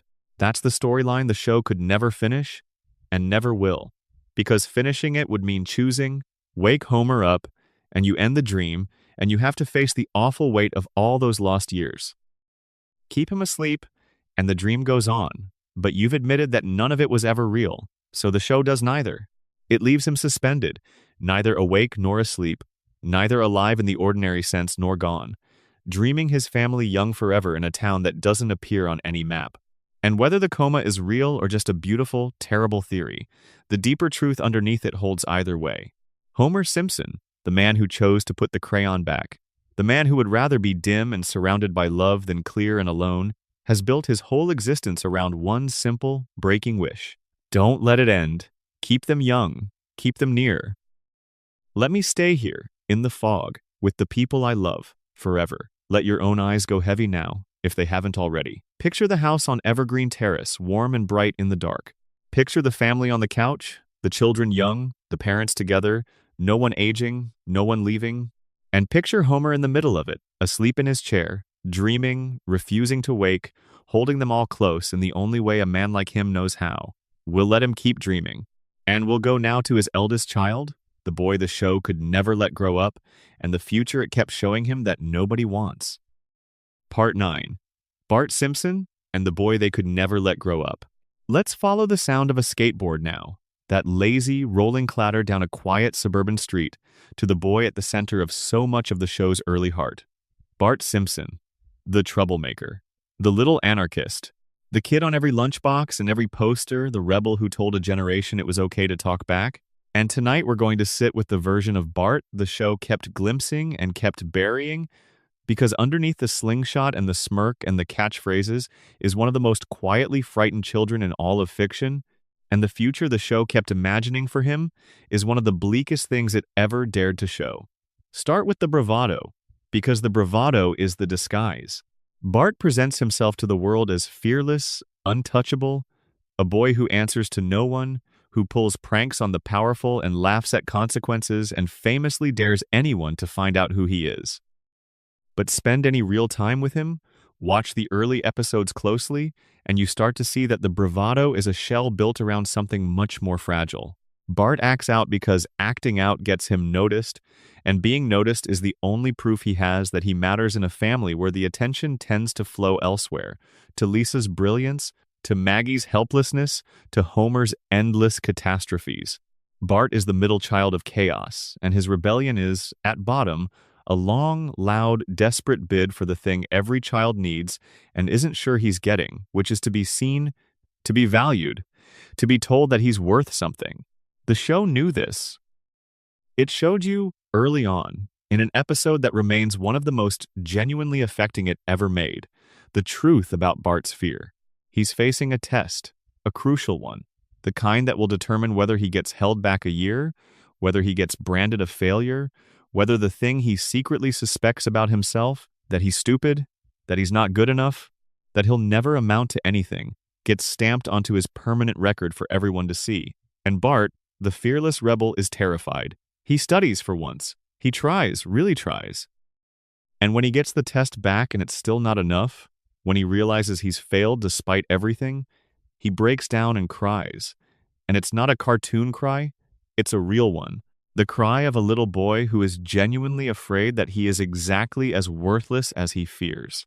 The mask comes all the way off in that moment, and what's underneath is just a scared kid who wants, more than anything, to be told that he's smart enough, good enough, that he's going to be okay.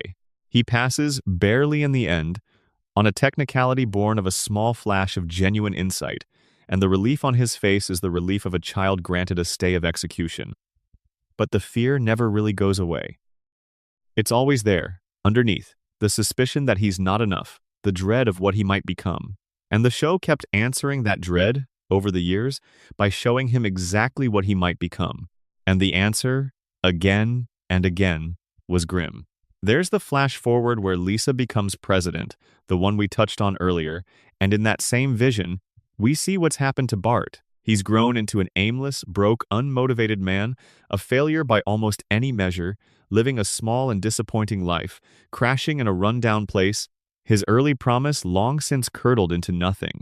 The rebel who told everyone he answered to no one, grew up to answer to nothing and no one, and to have nothing to show for it. The boy who was so afraid of being a failure became, in the show's own imagined future, precisely that. And the vision isn't cruel about it, exactly, but it's honest. And the honesty is brutal. The energy that made Bart so vivid as a child, the defiance, the refusal to play along, doesn't translate into a successful adulthood. It curdles. It goes nowhere. The world that punishes Lisa for being too awake also punishes Bart in a different way. For never finding anything to channel his fire into. For being all rebellion and no direction. For spending his youth fighting against everything and never learning what he was for. Other glimpses of his future vary, soften, contradict. The way the show's floating timeline lets everything contradict everything. Sometimes he's shown a little better off, but the dark version keeps recurring, keeps surfacing, the version where Bart's potential simply drains away into a life of small disappointments.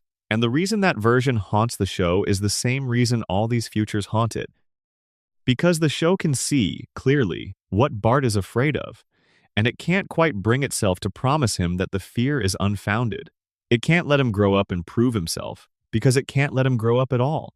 He's frozen at 10, forever, suspended in the exact moment of childhood where the fear of the future is sharpest, and the future itself is still entirely unwritten. And so the fear just sits there, permanent, unresolved. A 10-year-old's dread of failure that never gets the chance to be either confirmed or disproved, because the boy is never allowed to find out who he becomes. Then there's the matter of how Bart is treated, and here we have to talk about something the show played for laughs 10,000 times and which becomes, if you look at it directly, genuinely uncomfortable. Bart's father strangles him, regularly, as a running gag. Whenever Bart provokes him past his limit, Homer wraps his hands around the boy's neck and shakes him, and the show frames it as comedy, as the exasperated reaction of a put-upon dad. And for years, audiences laughed, because it was stylized, cartoonish, clearly not meant to be read as real violence. But sit with it for even a moment, strip away the comic framing, and what you have is a father physically assaulting his young son as a routine, habitual response to frustration. And the boy on the receiving end of it is the same boy who is desperate to be seen, desperate to be valued, desperate to know he's worth something. Bart acts out, and his reward, again and again, is his father's hands around his throat.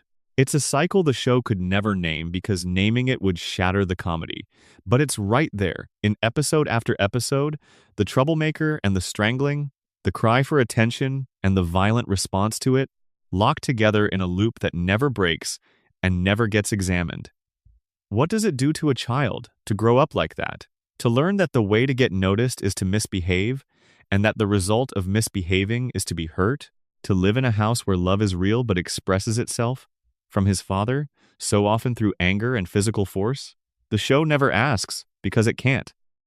But the answer is written all over Bart anyway, in the bravado that hides the fear, in the rebellion that's really a plea, in the secret conviction that he's not good enough, that he'll never amount to anything, that the future the flash-forwards keep showing him is the one he deserves. Bart is a boy braced for disappointment, a boy who learned early that the world, and even the people who love him, will hurt him, and who built a whole loud, defiant personality to keep from having to feel how much that hurts. And yet, like all the saddest characters in this town, Bart has his grace too, his stubborn light. Because for all his fear, for all the bleak futures the show keeps showing him, Bart loves fiercely. He loves his sister beneath all the torment, with a loyalty that surfaces whenever she's genuinely threatened. He loves his mother with a tenderness that occasionally breaks through the bravado and undoes you. He even loves his father, the same father whose hands keep finding his throat with the bottomless, uncritical love that children have for their parents no matter what. Bart's heart is enormous, and it survives everything. The fear, the failures, the strangling, the bleak futures, all of it. The rebel is, underneath, one of the most loving characters in the whole show, and the tragedy is that he doesn't know it, can't see it in himself, can't believe he's worth the love he so freely gives. So the show keeps him 10. It keeps him suspended in the moment before the future arrives, in the eternal 4th grade, on the eternal skateboard, with the eternal slingshot, because the alternative is letting him grow up into one of the futures it keeps glimpsing, and those futures are too sad to let arrive. As long as Bart is 10, the fear of failure is just a fear, not a fact. As long as Bart is 10, the bleak adulthood is just a vision, not a destiny. As long as Bart is 10, he still has every possibility in front of him, still has the chance to become anything, still gets to be the boy with the whole open future rather than the man who let it slip away. The freezing isn't a limitation. For Bart, it might be a mercy. It keeps him safe in the one moment before disappointment, the one moment where everything is still possible, the one moment where a scared, loving, defiant little boy gets to stay exactly that, forever, without ever having to find out whether his worst fears about himself were true. So as you drift, listen for that skateboard again, rolling lazily down the quiet street in the dark, and picture the boy on it, 10 years old forever, full of fear he'll never admit and love he'll never recognize, suspended in the endless afternoon before the future comes. The show couldn't let him grow up, because growing up meant finding out. So it kept him there, at the top of the hill, with the whole open road ahead and the wheels just beginning to turn, and it never let him reach the bottom. We'll leave him rolling. And we'll turn now to the man who has spent 30 years trying to kill him, and the strange, sad obsession that defines them both. Part 10. Sideshow Bob, and the obsession that ate a brilliant man alive. There's a man in Springfield, or more often just outside it, in a prison cell or a hideout or the shadows at the edge of town, who is by almost any measure the most cultured, intelligent, and refined person the show ever created. He quotes the great works from memory. He appreciates fine music and finer wine. He speaks in elegant, looping sentences full of wit and learning. He went to one of the finest universities in the country, and he has spent the better part of 3 decades trying to murder a 10-year-old boy. His name is Robert Terwilliger, though the world knows him as Sideshow Bob, and tonight we're going to sit with the strange, sad horror at the center of him, because his is a storyline the show can never finish, never resolve, never let go of, for reasons that say something genuinely dark about what obsession does to a soul. To understand Bob, you have to understand how far he fell and how the fall began. Once, Bob was the silent sidekick on a children's television program, the long-suffering second banana to a crude, careless clown, enduring endless indignities, pies in the face, abuse, humiliation, all while possessing a mind and a sensibility vastly superior to the buffoon he served. There's a real tragedy in that origin alone. A brilliant, sophisticated man trapped in a demeaning role, smiling through the pain of being constantly belittled by someone far less worthy. It's the same shape we keep finding in this town, isn't it? The deserving one trapped beneath the undeserving one, swallowing it, until something breaks. And in Bob, something broke. He hatched a scheme to frame the clown for a crime and take over the show himself, to finally claim the recognition and the position he felt his gifts deserved. And he nearly got away with it. He would have gotten away with it, except for one thing. One small obstacle. One little boy who saw through the whole plan and exposed it, who refused to be fooled when every adult around him was, who sent the brilliant, scheming man to prison through nothing but stubborn cleverness and the refusal to look away. That boy was Bart Simpson, and from that moment Bob's life narrowed to a single, all-consuming point: the destruction of the child who destroyed him. Now here is where it stops being a simple villain story and becomes something much sadder. Because Bob doesn't just want revenge in some abstract sense. The hatred becomes his entire identity. It consumes him. Year after year, he gets out of prison, or escapes, or schemes his way to freedom. And instead of doing anything at all with his considerable gifts, instead of starting over, instead of building the life of culture and accomplishment he so clearly craves, he funnels every ounce of his intelligence and energy into one thing, and one thing only: killing a little boy. He could be anything. He has the mind for anything, and he chooses, every single time, to throw it all away in pursuit of a child's death. The obsession doesn't free him. It imprisons him more completely than any cell ever could. It eats him alive, slowly, over decades, hollowing out everything he might have been and leaving behind only the hatred. And the obsession never works. That's the cruelty of his loop, the cruelty that mirrors all the other loops in this town. Bob can never succeed, because if he succeeds, the story ends, the boy is dead, the show changes forever. So Bob is condemned, by the very nature of the show he lives in, to fail eternally. He comes back, again and again, more elaborate each time, more committed, more certain that this time will be different. And every time he is foiled, often by his own undoing, by his own elaborate cleverness tripping over itself, by his inability to simply act when acting would serve him. In one of his most famous attempts, he's brought down, repeatedly, by the simplest of obstacles, a row of garden rakes left lying on the ground, stepping on each one in turn so that the handle flies up and strikes him in the face, again and again and again, a brilliant man reduced to a slapstick fool by the universe's refusal to let him win. It's hilarious. And it's also, if you look at it right, a kind of cosmic comment on the whole thing. The great mind, the refined sensibility, the years of scheming, all of it undone by a rake. Because that's what the obsession has done to him. It's turned a genius into a clown, the very thing he hated being, the very fate he tried to escape. He became, in the end, exactly the absurd figure he despised, brought low not by a worthy adversary, but by his own all-consuming, self-defeating hatred. There's a real terror underneath the comedy, though, and the show lets you feel it in flashes, particularly in the early stories before Bob became more cartoonish. A grown man, a strong and clever adult, hunting a small child with genuine intent to kill, is one of the most primal fears there is, and the show, especially in Bob's first murderous outings, plays it for real suspense. Bart is genuinely frightened. The danger is genuinely real, and there's something deeply unsettling about watching a sophisticated, articulate man explain, in beautiful language, exactly how and why he intends to end a little boy's life.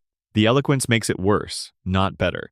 The culture and the learning, draped over the murderous intent, create a kind of horror that pure brutishness never could. This is a man who can quote poetry and discuss philosophy, and who wants, with his whole refined heart, to kill a child. The gap between what he is and what he does is the abyss the show keeps peering into and then backing away from. And it can never be resolved, because there's no resolution available. Bob can't succeed. Bob can't be cured, not permanently, because a cured Bob is no longer Bob, no longer useful, no longer the elegant nemesis the show enjoys bringing back. The show has tried, occasionally, to gesture at redemption, to suggest that Bob might let go, might move on, might build a real life, and it never sticks, because the obsession is the character, and removing it would remove him.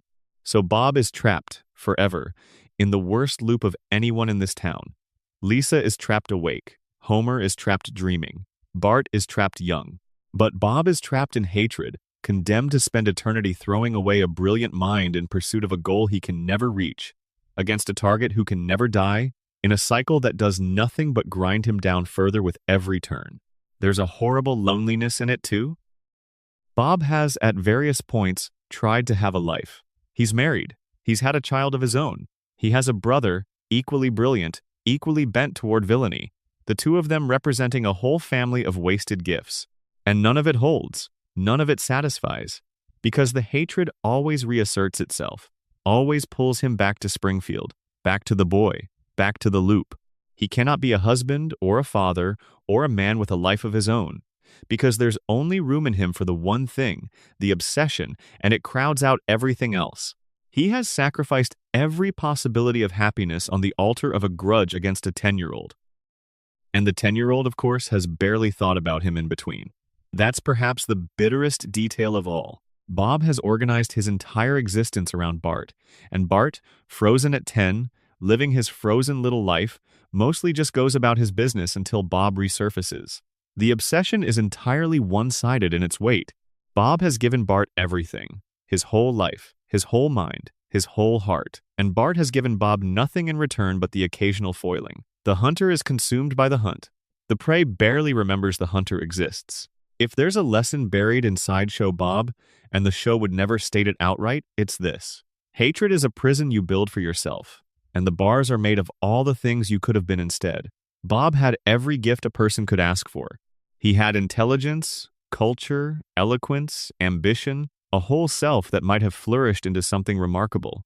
And he poured all of it, every drop, into hating one small boy, and the hatred took everything. The gifts, the years, the chances at love and family and accomplishment, and gave him back nothing but failure and a face full of rake handles. He is a cautionary tale dressed up as a comedic villain, a portrait of what happens when you let a single grievance become the whole of who you are. The show can't finish his story, can't let him win or let him heal, because his story is the story of a man who can't stop, who won't let go, who would rather chase an impossible revenge forever than do the harder, braver thing and simply put it down and walk away into the rest of his life.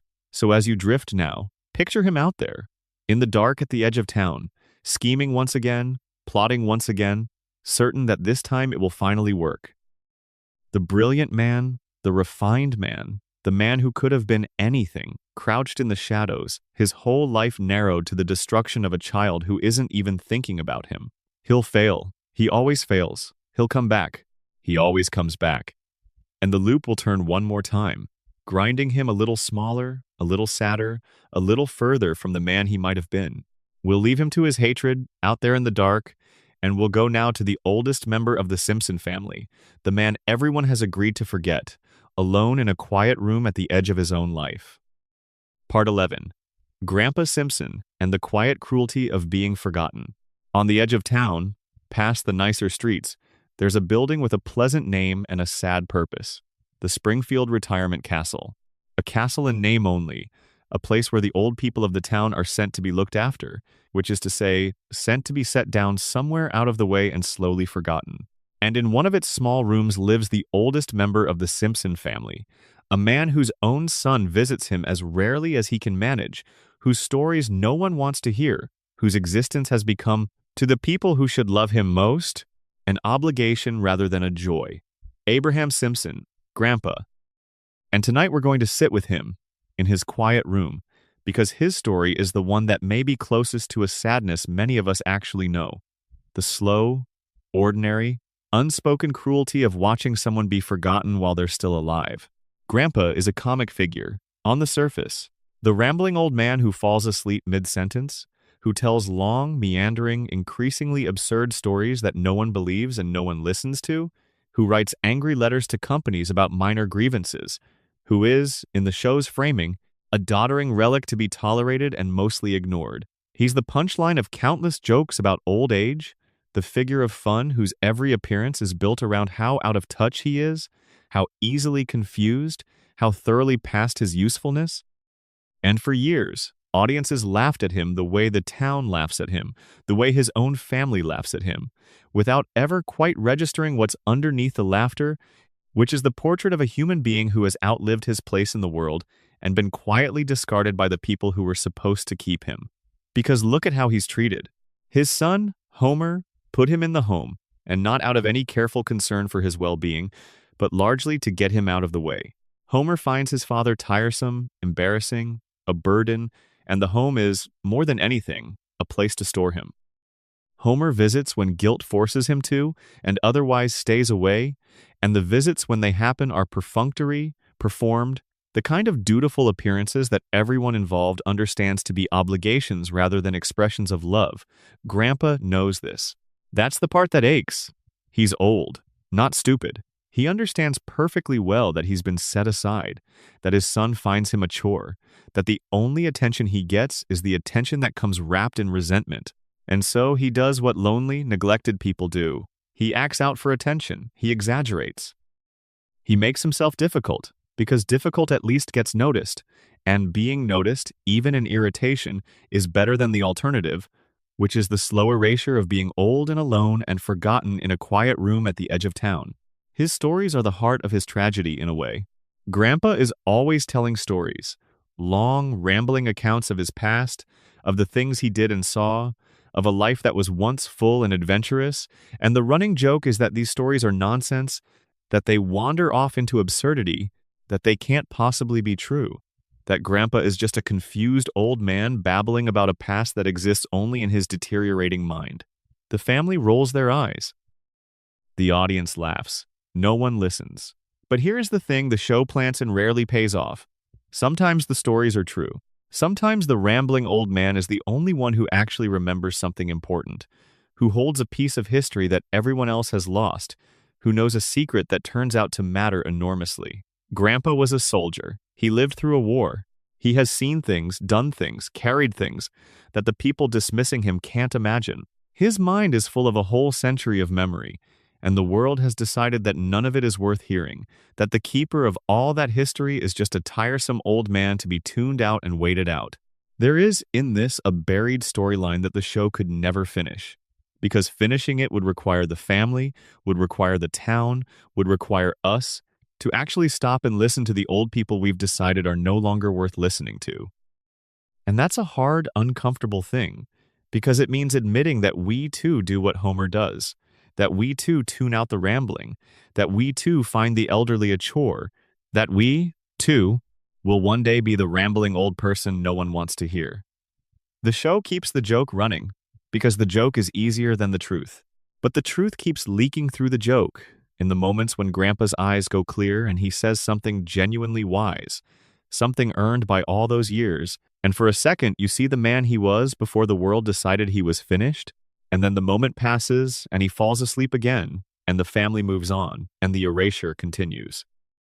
And there's a deeper layer of sadness, because Grandpa is not only a victim of neglect, he's also, in his way, a perpetrator of it, and the show wove this in quietly. Remember that for the first stretch of the show's life, Homer believed his mother was dead. Grandpa told him so. Grandpa showed his young son a grave and let him grieve a mother who was, in fact, a lao for, who had been driven into hiding and exile by forces beyond her control, and who Grandpa chose to declare dead rather than explain. Grandpa lied to his own child about the most important loss of that child's life, and let that lie stand for decades, and in doing so shaped Homer into the wounded, abandonment, terrified man he became. So the neglect runs in both directions, down the generations. Grandpa abandoned Homer to a lie about his mother, and Homer, grown, abandoned Grandpa to a quiet room at the edge of town. The father failed the son, and the son, in his turn, failed the father, and around it goes, a family passing its woundedness down the line, each generation doing to the next some version of what was done to them. Grandpa reaches for connection too, the way everyone in this town reaches, and the way everyone in this town reaches, he keeps having it pulled away. He finds romance, now and then, with women at the home or in the town, brief flickers of late-life companionship, and they never last, snuffed out by circumstance or death or the show's relentless reset. He longs to matter to his family, to be included, to be loved rather than merely tolerated, and the longing mostly goes unmet. He sits in his room, and he writes his angry letters, and he tells his unheard stories, and he waits for visits that come too rarely, and he grows older, somehow, even in a show where no one ages, carrying the particular loneliness of the very old, which is the loneliness of having outlived your usefulness in the eyes of a world that measures people by their usefulness. If you have ever had an aging parent or grandparent, if you have ever felt the guilt of not visiting enough, if you have ever caught yourself tuning out an old person's story because you'd heard it before, or because you were busy, or because it was easier, then Grandpa Simpson is holding up a mirror to you, gently, through the comedy. The show can't say it directly, can't make the indictment plain, because the indictment would land on all of us. So it keeps him a joke. But the joke is built on one of the most universal and least discussed sadnesses there is. The way we set aside the people who raised us once they can no longer keep up, the way we file them away in pleasant-sounding buildings at the edges of our lives, the way we let them become rambling old voices we no longer bother to hear, even as they hold, in their fading minds, the whole story of where we came from. And yet, here too, there's a stubborn light, because Grandpa never quite stops trying. He keeps showing up. He keeps telling the stories, even though no one listens. He keeps reaching out to his son, even though his son keeps pulling away. He keeps caring about his grandchildren, lighting up when Bart or Lisa actually sits with him, hungry for the smallest scrap of genuine connection and grateful, pathetically grateful, when it comes. There's a deep, unkillable love in the old man, a love that survives the neglect, that outlasts the forgetting, that keeps him reaching across the gap to a family that mostly can't be bothered to reach back. He loves them more than they love him, the way the old so often love the young more than they're loved in return, pouring affection down the generations and receiving, in exchange, the occasional dutiful visit and a place to sleep at the edge of town. So as you drift now, picture that quiet room in the retirement castle. Picture the old man in it, alone, with his unheard stories and his angry letters and his fading century of memory, waiting for a visit, hoping the phone will ring, ready to light up at the smallest sign that anyone still wants him around. He held the whole history of his family in his head, and the world decided it wasn't worth listening to. He raised a son who put him away. He loved a family that forgot him, and he keeps reaching out anyway, every day, into a silence that mostly doesn't answer, because that's what love does, even neglected love, even forgotten love. It keeps reaching. We'll leave him there, reaching, in his quiet room, and we'll go now to a different kind of devotion, to the man who has built his entire existence around keeping someone else alive. Part 12. Waylon Smithers, and a life spent loving someone who can't love back. Back up the hill now, back to the great dark mansion and the cold old man inside it, but this time we're not here for Burns. We're here for the man who stands just behind him, always just behind him, in every scene, in every scheme, for the entire length of the show, the assistant, the devoted, tireless, endlessly loyal right hand who manages every detail of his employer's life and asks for nothing in return but the chance to keep doing it. Waylon Smithers. And his story is one of the most quietly heartbreaking the show ever told. A story about a man who poured the whole of himself into loving someone who could never love him back, and who built a life of total devotion around a person who can't even reliably remember his name. Let's be honest about what the show spent decades only hinting at, because it's central to everything. Smithers loves Burns. Not as an employee loves a good boss, not as an admirer loves a great man. He loves him romantically, deeply, completely, with his whole heart, and he has loved him this way for as long as we've known him. For most of the show's history, this was something the writers gestured at constantly, in dream sequences and slips of the tongue and longing glances, a long-running open secret that everyone watching understood, and the show itself was, for a long time, too cautious to state plainly. It was the love that dared not speak its name, played for sly comedy, a wink to the audience. But the love itself was never a joke. The love was real, and it was the organizing fact of Smithers's entire existence, and the tragedy is that it is, and always has been, completely and hopelessly unrequited. Because Burns does not love Smithers. Burns is not capable of loving Smithers, or anyone. Burns regards Smithers the way he regards everything, as a useful possession, an instrument, a convenience. Smithers manages his schedule, manages his health, manages his businesses, manages his every need, anticipates his every whim, and Burns accepts all of it as his due, barely noticing the man providing it, frequently unable to even recall his name without prompting. Think about the cruelty of that, the specific, grinding cruelty of it. Smithers has dedicated his life, his whole self, to a man who can't remember what he's called. The person he loves most in all the world looks at him, half the time, and sees a stranger, a generic functionary, a name on the tip of a tongue that can't quite reach it. And Smithers takes it. Smithers absorbs it. Smithers keeps showing up, keeps serving, keeps loving, day after day, year after year, decade after decade, receiving in exchange almost nothing, certainly nothing like what he gives. His whole identity has dissolved into the service. That's what's so unsettling about Smithers when you really look at him. He doesn't seem to have a life of his own, a self apart from Burns. His apartment, when we glimpse it, is a shrine to his employer. His thoughts revolve around his employer. His dreams, literally, in the show, are about his employer. He has subordinated every part of himself, every desire, every need, every possibility of an independent existence, to the project of caring for one cold old man who doesn't care for him.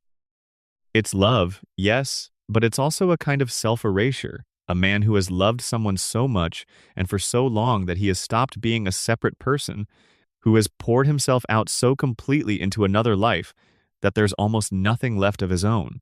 And the dependency runs both ways, which only deepens the trap, because Burns, for all his coldness, genuinely cannot survive without Smithers. We talked earlier about how Burns is kept alive through constant, scheduled maintenance, through treatments and managed illnesses, and a delicate balance that has to be tended without fail. And the person who tends it is Smithers. Smithers is the one who keeps Burns alive. Smithers is the one who ensures every appointment is kept, every treatment administered, every detail of that fragile, life-sustaining routine attended to. If Smithers ever left, if he ever walked away, Burns would not last long. The whole intricate machinery of his survival would seize up without the man who runs it.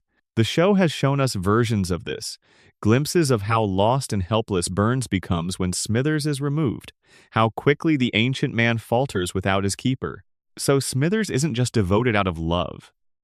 He's devoted out of a kind of terrible necessity, because he knows on some level that his absence is a death sentence for the man he loves, and so he can never leave, can never pursue his own life, can never be free, because freedom for him means killing the person he's given everything to. There's an episode where the dependency reverses, where Burns fires Smithers, casts him out, and we get to see what happens to a man whose entire reason for being has been taken away. Smithers falls apart. Without Burns to serve, without the routine of devotion that has structured his every waking hour, he has nothing, is nothing, spirals downward into a lost and aimless misery because the thing he built his life around is gone and there's no self underneath it to fall back on. He has to find his way back, has to claw his way back into the service that is also his prison, because the prison is the only home he has. And when he returns, when Burns takes him back, it's framed as a happy ending, the loyal assistant restored to his rightful place. But look at what the happy ending actually is. A man returning gratefully to a life of unrequited love and total self-abnegation in the service of someone who will never love him back. That's the best outcome the show can imagine for Smithers. Not freedom, not requited love, not a life of his own. Just the restoration of the cage and his relief at being allowed back inside it. Eventually, in the show's later years, it grew brave enough to make Smithers' love explicit, to let him be openly who he had always been, and even, in time, to let him pursue relationships outside the shadow of Burns, to find some measure of a life of his own. And that was a genuine kindness, a long overdue one, a small finishing of a story that had been left unfinished for far too long out of timidity. But even then, even with that opening up, the fundamental shape of his tragedy remained. The central, defining love of Wayland Smithers' life was a love that could never be returned, given to a man who was constitutionally incapable of returning it, and no amount of later happiness can quite undo the decades poured out into that void. He spent the best years of his life loving the unlovable, serving the ungrateful, keeping alive a man who barely registered his existence, and he did it freely, fully, with his whole devoted heart, and he got back almost nothing. What makes Smithers more than just a sad figure, what gives him his strange dignity, is the purity of the devotion itself. There's something almost holy about a love that asks for nothing, that gives and gives without expectation of return, that persists in the face of total indifference. Smithers loves Burns the way saints are supposed to love, without condition, without reward, without any hope of reciprocity, simply because the loving is who he is. It's wasted in any practical sense. It's poured into a man who doesn't deserve a fraction of it. But the capacity for that kind of love, that complete, that selfless, that enduring, is itself a kind of beauty, even when it's aimed at the coldest heart in town. Smithers is proof that the warmest soul in Springfield can attach itself to the coldest and keep burning, year after year, asking for nothing, getting nothing, and never going out. So as you drift now, picture the great dark mansion one more time, and picture the two of them in it, the cold old man and the warm devoted one, the one who can't love and the one who can't stop loving, bound together for life by need on one side and devotion on the other. Burns glows faintly in his study, kept alive by the very man he can't be bothered to remember. And Smithers stands just behind him, where he always stands, attending to the 1,000 small details that keep his beloved breathing, asking for nothing, expecting nothing, loving completely and hopelessly a man who will never, ever love him back. The most devoted heart in Springfield, spent entirely on the one person guaranteed never to return the gift. We'll leave them there, the keeper and the kept, locked in their long, lopsided devotion, and we'll go now into the bright lights of the television studio to the saddest clown who ever made a child laugh. Part 13. Krusty the Clown and the emptiness behind the laughter. The lights of the television studio are very bright and very hot, and they shine down on a man in a clown costume who has been making children laugh for longer than most of those children have been alive. His face is painted into a permanent grin. His hair stands up in a green explosion of mirth. He bounces and honks and pratfalls his way through episode after episode of his children's program, beloved by every kid in Springfield, a fixture of their childhoods, the friendly clown who's always there on the screen after school. His name is Krusty, though that's a stage name too, and behind the paint and the grin and the honking laughter is one of the emptiest, loneliest, most self-loathing men the show ever created. And tonight we're going to look behind the makeup, because the storyline of Krusty's hollowness is one the show kept telling and kept softening, unable to follow it all the way to the bleak place it was always heading. Start with the face, because the face is the whole tragedy in miniature. Krusty wears a grin that isn't his, a painted-on happiness that he puts on every morning and that has nothing to do with what he actually feels. The clown is a mask, in the most literal and the most figurative sense. The man underneath, when we glimpse him without the makeup, is exhausted, cynical, miserable, a chain-smoking wreck held together by bad habits and worse decisions, performing joy for a living while feeling almost none of it himself. There's an old, deep sadness in the idea of a clown who can't stop being sad, the performer whose whole job is to generate a happiness he can't access, and Krusty is that idea made flesh. He gives the children of Springfield their laughter, day after day, year after year, and he goes home to a life with no laughter in it at all. His real name, we learn, is Herschel Krustofsky, and he came from a religious family. His father was a rabbi, a serious and devout man who wanted his son to follow him into a life of faith and study and meaning. And young Herschel wanted, instead, to make people laugh. He wanted the stage, the lights, the honk, and the pratfall. And his father could not accept it, could not understand why his son would throw away a life of substance for a life of foolishness, and the two of them broke over it. They became estranged, father and son, separated for years by the gulf between the rabbi's seriousness and the clown's silliness. And so the very thing that made Krusty who he is, the comedy, the performance, the clowning, cost him his father, cost him his family, cost him the foundation that might have given his life meaning beyond the empty glare of the studio lights. He chose laughter, and the price of laughter was love. And the laughter, it turns out, didn't even make him happy. That's the cruelest part. Krusty got everything he wanted, the fame, the show, the adoration of millions of children, and it left him hollow. Because the fame is hollow, the show is a cheap, cynical operation, churned out without care, propped up by tie-in merchandise that Krusty cheerfully sells to children regardless of whether it's any good or even safe. He's exploited his young audience for decades, slapping his grinning face on shoddy products, on dangerous toys, on anything that will turn his fame into money, because money is the only thing the empty life keeps demanding more of. And the reason it demands more is that Krusty is drowning in the appetites he uses to fill the emptiness. He gambles, compulsively, catastrophically, losing fortunes again and again, always chasing the next high, always digging the hole deeper. He drinks. He smokes constantly, ruinously. He throws himself into every vice available to a famous man with too much money and too little peace, not because they bring him joy, but because they numb, for a moment, the gnawing hollowness underneath the grin.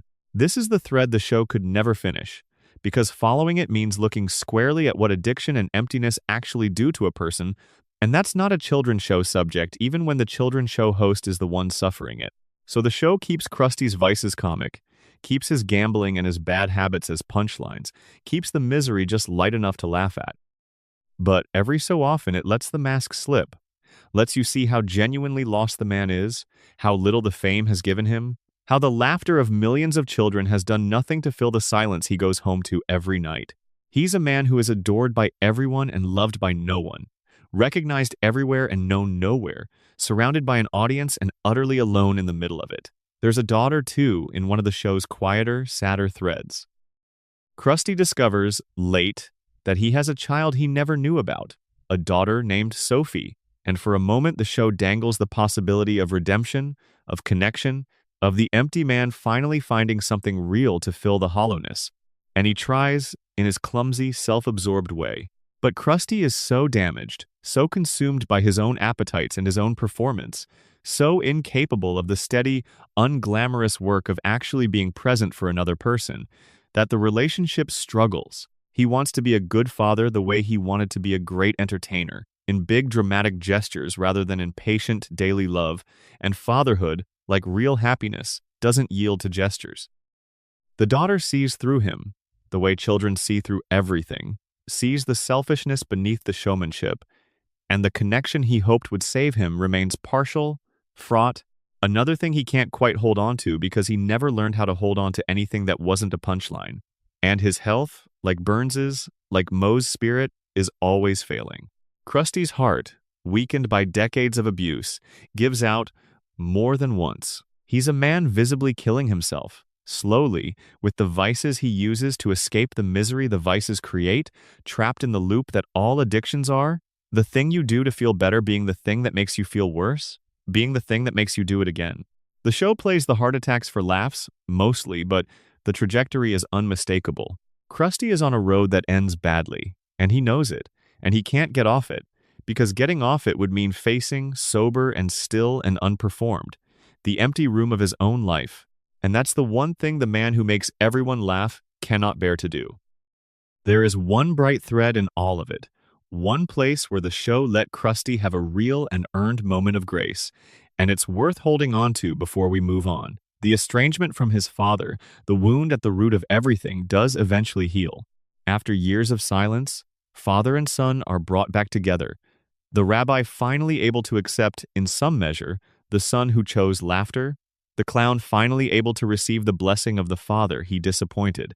It's one of the show's genuinely moving moments, a reconciliation that feels real, that suggests that even the most damaged life can recover something it thought it had lost forever. For a moment, Krusty is not the empty performer but a son restored to his father, and you can see in his face, beneath the paint, what he might have been if the emptiness had been filled with love instead of vice all along. But the moment passes, and the show resets, and Krusty goes back to the studio, back to the lights, back to the grin and the honk and the cheap merchandise and the gambling and the slow self-destruction, because the loop is the loop, and Springfield never lets anyone climb out of it for long. The reconciliation with his father doesn't cure him, any more than Moe's brief, handsome interlude cured him, or Homer's brief brilliance freed him.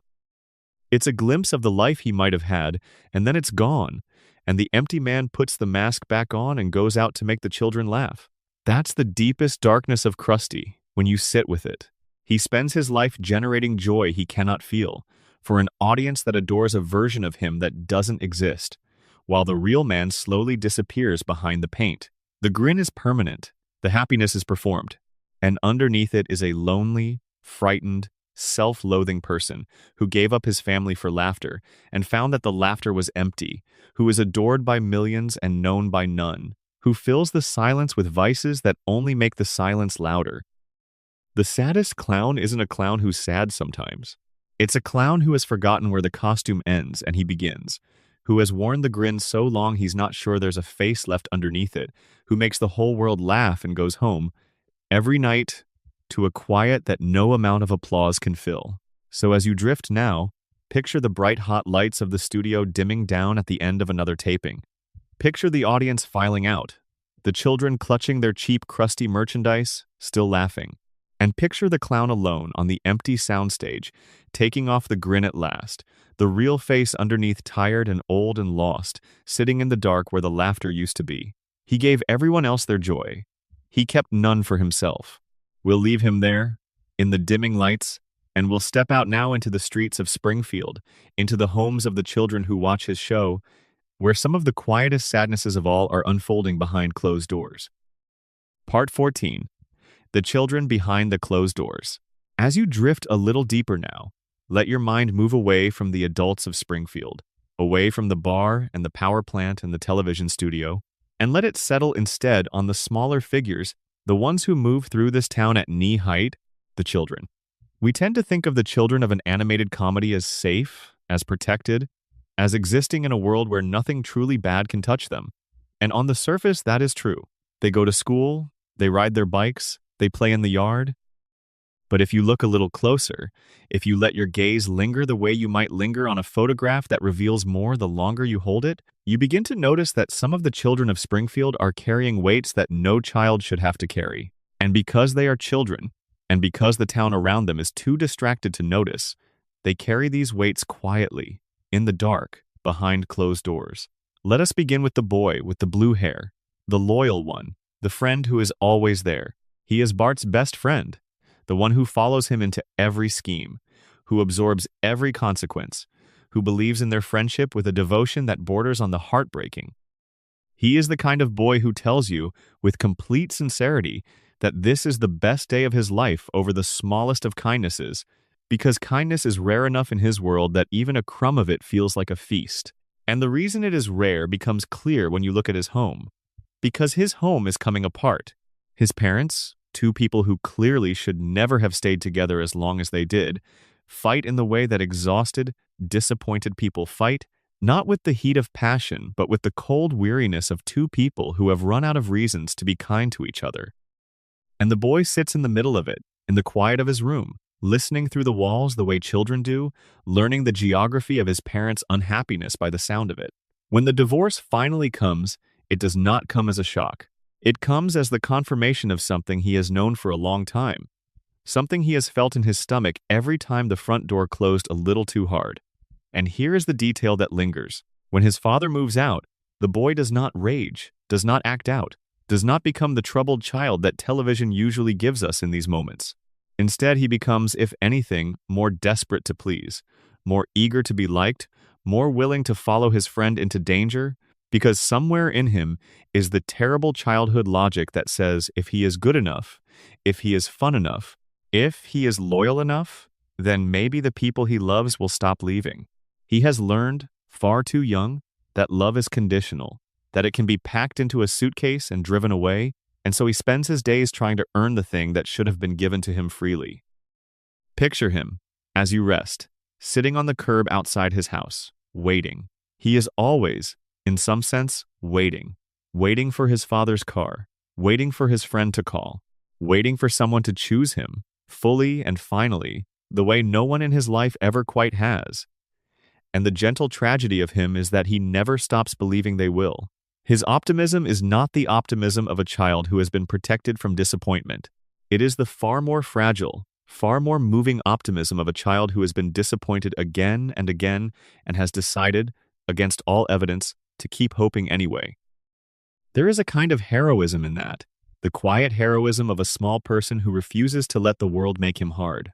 Now let your mind move to another boy, a very different one, the one the other children fear.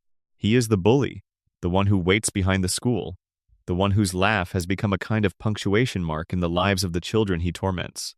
It would be easy to leave him there, as a villain, as the obstacle, as the thing the other children must overcome. That is how the world of Springfield mostly sees him. But the town, as we have learned again and again tonight, has a habit of not looking closely. And if we look closely at this boy, we find something that complicates the easy story. We find a home with no father in it. We find a mother who is rarely there, who works when she works at jobs that keep her out late, who has her own struggles, her own sorrows, her own ways of disappearing.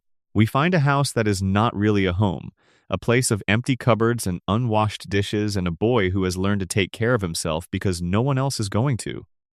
We find poverty, the grinding kind, the kind that means clothes that do not fit and shoes held together by will, and a constant low hum of shame that a child carries into a schoolyard full of children who have more. And we begin to understand. The bully is not cruel because he was born cruel. He is cruel because cruelty was the first language spoken to him, because the world hit him before he ever hit anyone, because he learned very early that there are those who give pain and those who receive it, and he made the only choice a frightened child can make. He decided he would rather be the one who gives it. His toughness is a wall, and behind the wall is a small boy who is hungry and lonely and afraid, a boy who, in his rare, unguarded moments, reveals a tenderness that breaks your heart precisely because he tries so hard to hide it. There are moments, scattered through the years, when the wall comes down, a moment when he is shown kindness and does not know what to do with it, when he flinches from gentleness the way another child might flinch from a raised hand, because gentleness is the thing he has learned not to trust. A moment when he is caught crying and the shame of being seen is worse to him than whatever made him cry. A moment when he reaches, clumsily, toward friendship, toward a normal childhood, toward the ordinary belonging that has been denied him, and almost grasps it before it slips away. He is a wounded thing that learned to bite, and the town sees only the teeth. Picture him, as you breathe slowly now, walking home alone in the dark to a house with no lights on. Picture him making his own dinner, doing his own homework if he does it at all, putting himself to bed in a silent house. Picture the toughness draining out of his face when there is no one left to perform it for, leaving behind only a tired child who has been an adult for far too long. There is no villain here. There is only a boy the world failed, doing his best to survive a childhood that asked too much of him. And now let your mind settle on the gentlest of them all, the small boy whose words come out sideways, whose thoughts arrive in the world slightly bent, whose innocence is so complete that it functions almost as a kind of light. He is the police chief's son, and he is loved, in a clumsy, distracted way, by a father who means well and understands little. He says things that make the other children laugh, things that seem like nonsense, and the town has decided that he is simply a foolish child, a source of comedy, a boy who eats paste and gets his words wrong. But listen to what he actually says, in those moments, and something stranger and sadder emerges. Because woven through his nonsense are these small, devastating truths, these flashes of a child who sees his own loneliness with perfect clarity and simply lacks the words to dress it up the way the rest of us do. When he says in his small, bright voice that he is in danger, or that no one is his friend, or that he tastes the loneliness, he is not being funny, though everyone laughs. He is telling the truth in the only way he knows how, and the laughter of the people around him is the sound of a town that cannot bear to hear it. He is the child who is left out, the one who is picked last, the one whose valentines go unanswered, the one who sits slightly apart from the other children even when he is among them. And he bears it all without bitterness, without the slightest trace of resentment, because he does not have the equipment for bitterness. He simply absorbs the small rejections of his days the way a soft thing absorbs blows, and he keeps offering his strange, sweet love to a world that mostly fails to notice it. He is the purest soul in Springfield, and purity in a town like this is just one more thing that goes unrewarded. There is something about this boy that asks something of us as we watch him. He is a reminder that the children who are easiest to laugh at are often the ones carrying the most, that the strangeness we find funny is sometimes just pain that has found an unusual shape, that the smallest and gentlest among us are watching and feeling far more than we give them credit for. The town laughs at him. But the town, as we know by now, laughs at everything it does not want to understand.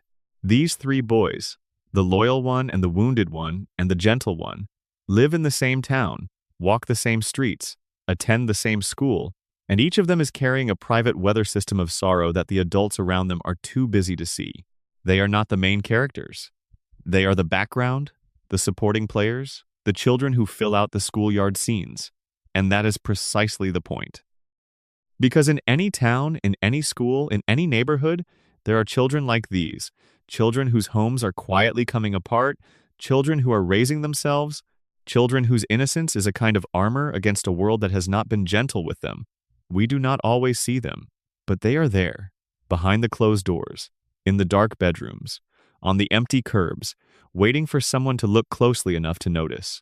And the deepest tenderness of these children is that, unlike the adults of Springfield, they have not yet given up. The loyal boy still hopes. The wounded boy still, in his rare, soft moments, reaches. The gentle boy still loves, freely and without calculation. They have not yet learned the great Springfield lesson, the lesson that it is safer not to feel, safer not to see, safer to numb yourself and laugh along and let the years dissolve into one another. They are still awake, still tender, still capable of being hurt, which means they are also still capable of being saved if only someone would come.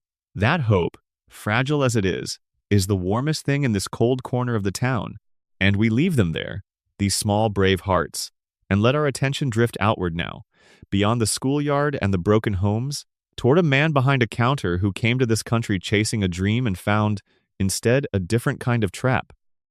Part 15. The Man Who Never Closed. Let your breathing slow now, and let your mind travel to a place that is always open. There is a small shop on a corner in Springfield, lit by a buzzing fluorescent glow that never goes dark, and behind its counter stands a man who is almost always there. No matter the hour, no matter the day, if you walk through that jingling door, you will find him, smiling his practiced smile, ready to sell you whatever small thing you have come for. He is, in many ways, the most reliable presence in the entire town. The plant may poison the river, the mayor may be corrupt, the school may be crumbling, but the little shop on the corner is open, and the man behind the counter is there. And that constancy, which seems at first like a comfort, becomes, the longer you think about it, one of the quietest sorrows in all of Springfield.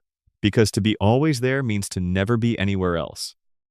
It means the hours that other people spend at home, with their families, asleep in their beds, this man spends standing on a hard floor under a humming light, watching the same door, ringing the same register, making the same change. He came to this country, we learn, as a young man full of brilliance and ambition. He was a scholar, a man of letters and learning, a man whose mind could have carried him in any direction he chose. He came chasing the great promise, the one that draws people across oceans, the promise that if you work hard enough and long enough, this country will open its arms to you and let you build the life you dreamed of. And so he worked, and worked, and worked. He worked the long shifts that no one else would take. He worked through the nights and the holidays and the days when he was sick. He worked through robberies, standing behind that counter as desperate men pointed weapons at him, absorbing the danger as simply another cost of doing business, another hazard of the life he had chosen, or the life that had chosen him.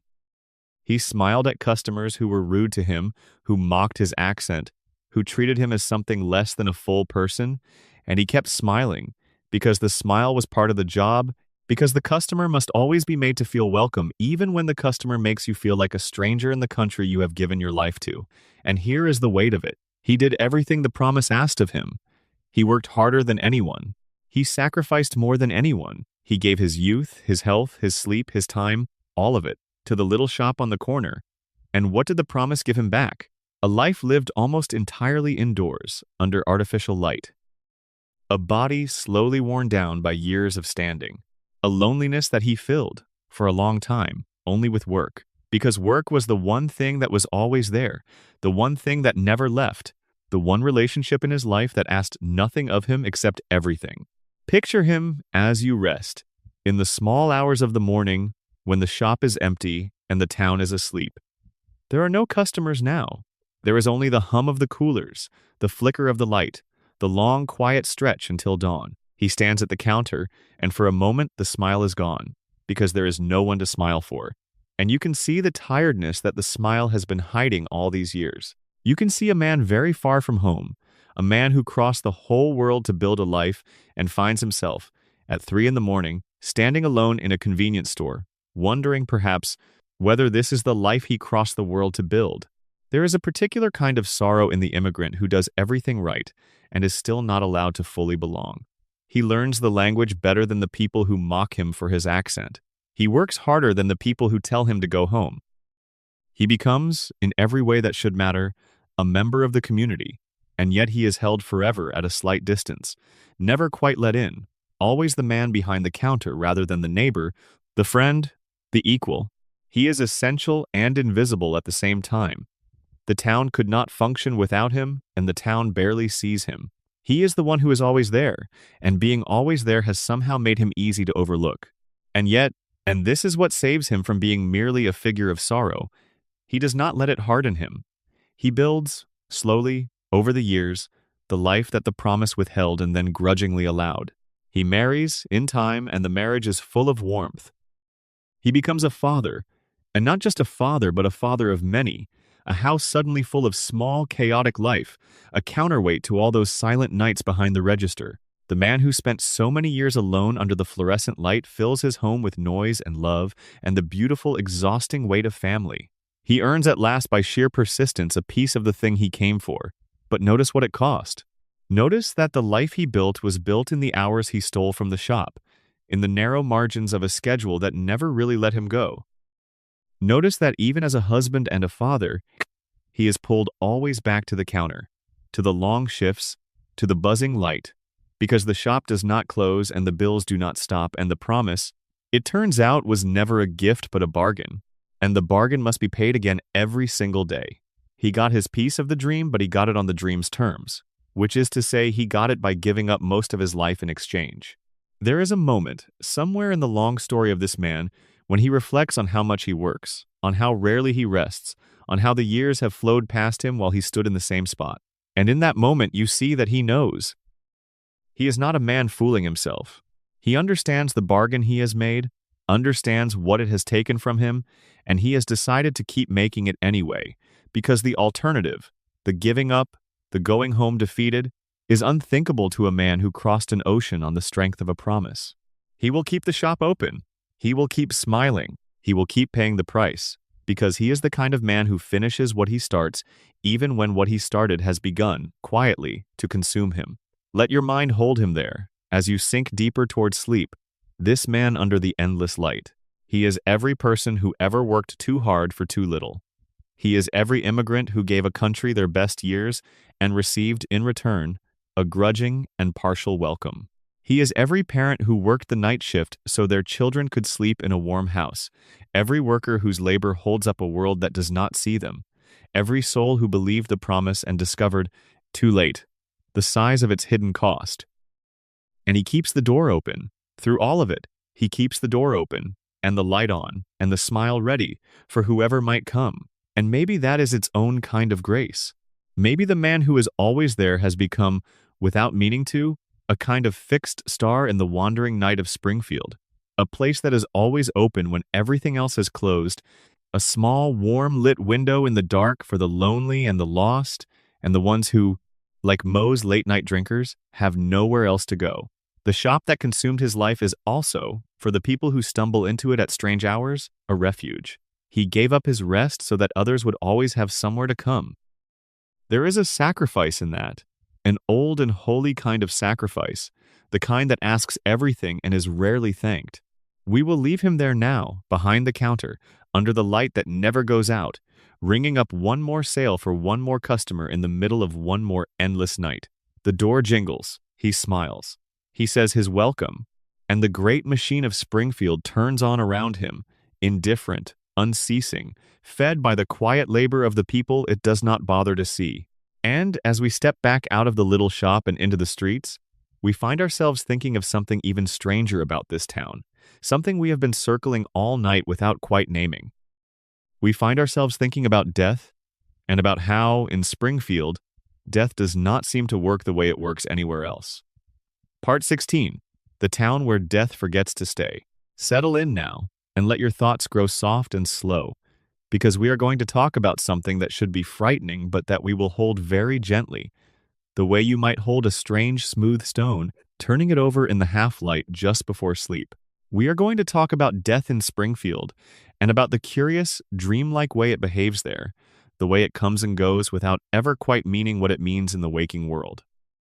There is a small man in Springfield, an old man with thick glasses and a soft, mumbling voice, and a body that seems to have been designed by the universe purely to absorb misfortune. If there is a wrecking ball, it will swing toward him. If there is a hole in the ground, he will fall into it. If there is a dam about to burst, a building about to collapse, a vehicle about to careen out of control, he will be standing, blinking and bewildered, directly in its path. He has been crushed, buried, drowned, electrocuted, and flattened more times than anyone could count. He has died, by some reckonings, again and again and again. And yet there he is, the next time you look, blinking through his thick glasses, soft and mumbling and alive, as though nothing had happened at all. In the waking world, this would be a horror beyond imagining. A man trapped in an endless cycle of dying and returning, a soul that cannot stay dead and cannot stop being killed. But in Springfield, it is simply a fact of life, a recurring note in the town's strange music, and no one finds it strange at all.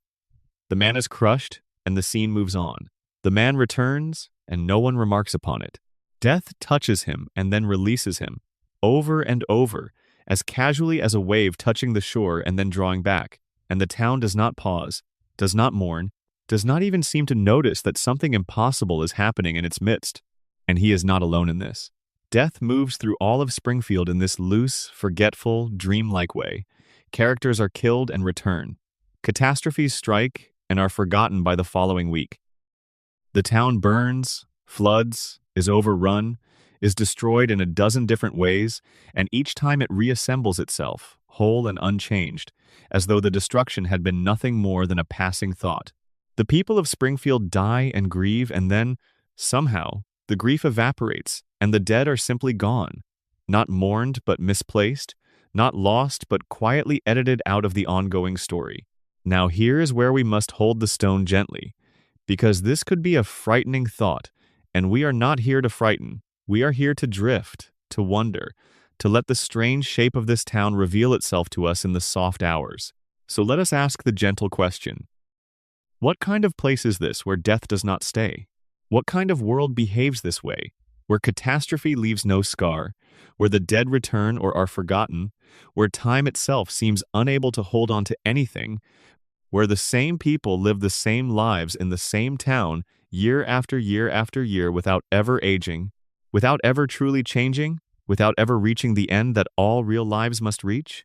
There is only one kind of place that behaves this way. It is the place we all go every night. It is the country of dreams. In a dream, death is not final, because a dream does not understand finality. In a dream, you can die and find yourself moments later walking down a familiar street as though nothing had happened. In a dream, the dead return without explanation, and you greet them without surprise, because the dreaming mind does not keep careful accounts, does not insist that the rules stay fixed, does not demand that what is lost stay lost. In a dream, a town can be destroyed and made whole again between one moment and the next. In a dream, people do not age, the years do not pass. The same faces appear again and again, frozen at the ages where memory left them, living out variations of the same eternal day. And so perhaps the strangeness of death in Springfield is not a flaw in the town, but a clue about its nature. Perhaps the reason no one stays dead, the reason catastrophe leaves no mark, the reason the children never grow and the adults never age and the same stories cycle endlessly through the same unchanging streets, is that Springfield is not a real place at all, but a dreamed one, a town held in the soft amber of someone's sleeping mind, where time has been suspended and death has been declawed and everything is preserved, forever, exactly as it is. We touched on this thought before, in the quiet matter of a man and a vending machine and a long sleep from which he may never have woken, and here it returns, larger now, encompassing the whole town. Because if Springfield is a dream, then the man who is always crushed and always returns is not suffering. He is simply a recurring figure in the dream, appearing and vanishing as dream figures do, untouched by the deaths that would destroy a waking man. And the town that burns and is reborn is not a place of endless catastrophe, but a place beyond catastrophe, a place where nothing can truly be lost because nothing is truly real, a place as safe, in the end, as a story told to a child at bedtime, where the dragon is slain and the dragon returns, and the slaying and the returning are both just part of the comfort of the tale. There is something deeply soothing in this, if you let yourself feel it.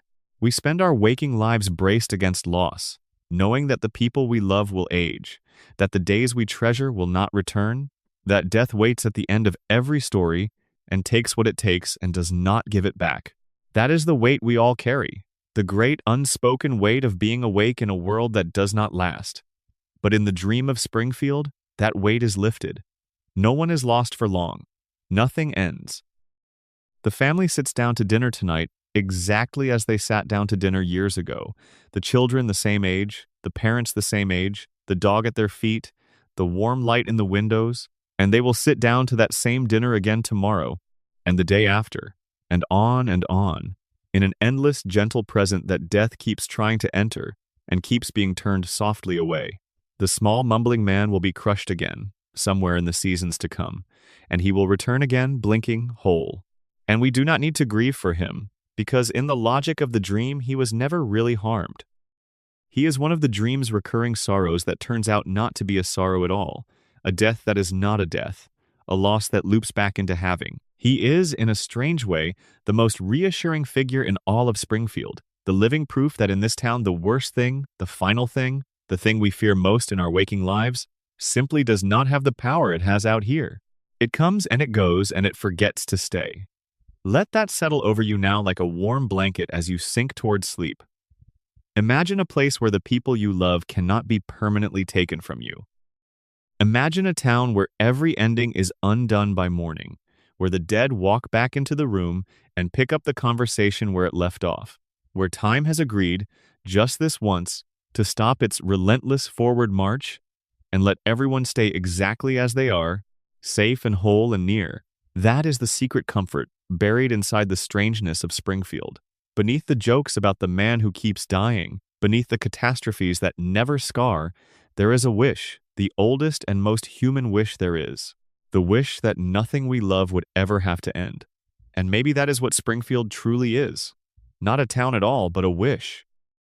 A wish dreamed by someone, somewhere, who could not bear to let the people go, and so built them a world where letting go was never required, where the years could not touch them, where death would knock and always, always be turned away at the door. We will hold that thought gently as we move toward the end of our long, quiet journey through this town, because it is at the very heart of everything we have seen tonight, and it is waiting for us, fully, in the last and deepest part of our story, the part where we stand back at last and look at Springfield whole. Part 17. The Man at the End of the Bar. Let us return, as you rest, To that dim little tavern we visited earlier, the one with the sticky floor and the single flickering sign. And let us look this time not at the man behind the bar, but at the man slumped against it. There is a figure who is almost always there, in the corner, on his stool. A large, rumpled man with a perpetual stubble and a voice thickened by years of drink. He is the town joke, the cautionary tale, the one whose name has become a kind of shorthand for a man who has let himself go. He belches, he stumbles, he passes out in alleys, and the town laughs at him the way it laughs at everything it would rather not examine too closely. He is the town drunk, and like everything in Springfield, if you look closely, he is so much more and so much sadder than the joke suggests. Because this man was not always this. There is a thread, woven quietly through the years, that tells us who he used to be and who he might have been, and the contrast between that man and the one slumped on the stool is one of the most quietly devastating things in all of Springfield. We learn that he was once brilliant, not ordinarily clever, but genuinely, luminously gifted, a young man with a sharp mind and a bright future, the kind of student teachers remember, the kind of person who seems marked for something larger than the small life of a small town. We learn that he had ambitions, real ones, the kind that could have carried him out of Springfield and into a life of consequence and meaning. And we learn how it slipped away. It slipped away, in the cruelest of ironies, through a single act of friendship. The story goes that on the night before a great examination, a test that could have set the course of his whole life, a friend introduced him to drink, just once, just to celebrate, just to relax before the big day. And something in him, some vulnerability he did not know he carried, recognized in that first drink a thing it had been waiting for all along. The hook went in, and it never came out.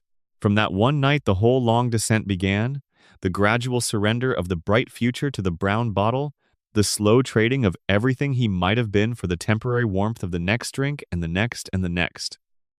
Picture him now, on his stool, and try to see the young man still inside the wreckage. He is in there. Every so often the years fall away and you catch a glimpse of him, the sharp mind not entirely drowned, the gift not entirely lost, surfacing for a moment through the fog before sinking back down. He will say something unexpectedly profound, reveal an unexpected talent, show a flash of the brilliance that the drink has been slowly dissolving, and for an instant you see the whole tragedy of him laid bare, the enormous distance between the man he was meant to be and the man the bottle has made him. And then he reaches for his glass, and the glimpse is gone. There is a particular cruelty in the way the town treats him, which is the same cruelty the town shows to all its wounded. It laughs. It buys him drinks even, keeps him supplied, keeps him steady in his decline, because a steady drunk is funnier and more convenient than a man in the agony of trying to climb out. The bartender, the very man we met before, the lonely keeper of the lonely room, serves him drink after drink, and there is a terrible codependence in it. Two lost men keeping each other company in the dark, one selling the poison and one drinking it, neither quite able to save the other or himself. The town has decided this man is a fixture, a piece of furniture, a reliable source of laughter, and in deciding this it has quietly agreed to let him drown. But here is where Springfield, for once, lets a little light in, because there are moments, scattered and fragile, when this man tries, when he sobers up, when the brilliance surfaces and stays a while, and he becomes, briefly, the person he was supposed to be, holding down responsibility, showing competence, even tenderness, even grace. There is a stretch where he gives up the drink entirely, where he discovers in himself unexpected gifts, where the whole town gets to see, for a little while, the man the bottle had been hiding. And in those moments you understand that the brilliance was never destroyed. It was only submerged. It was only waiting, all those years, for the briefest chance to breathe. And then, usually, the chance passes, and the fog rolls back in, and he returns to his stool, because that is the nature of the thing that has him, the patient, merciless nature of it. It waits. It is endlessly patient. It lets him climb halfway out, and then it draws him gently back down, and the town, which cheered his brief recovery, shrugs and laughs and resumes buying his drinks, because the town's attention is short and its mercy is shorter. He is the man who almost made it out, again and again, the man whose tragedy is not that he never had a chance, but that he had so many, and that something in him, or in the town, or in the patient thing in the bottle, reached out each time and pulled him back. Let us hold him gently now, this man at the end of the bar, because his story asks for gentleness.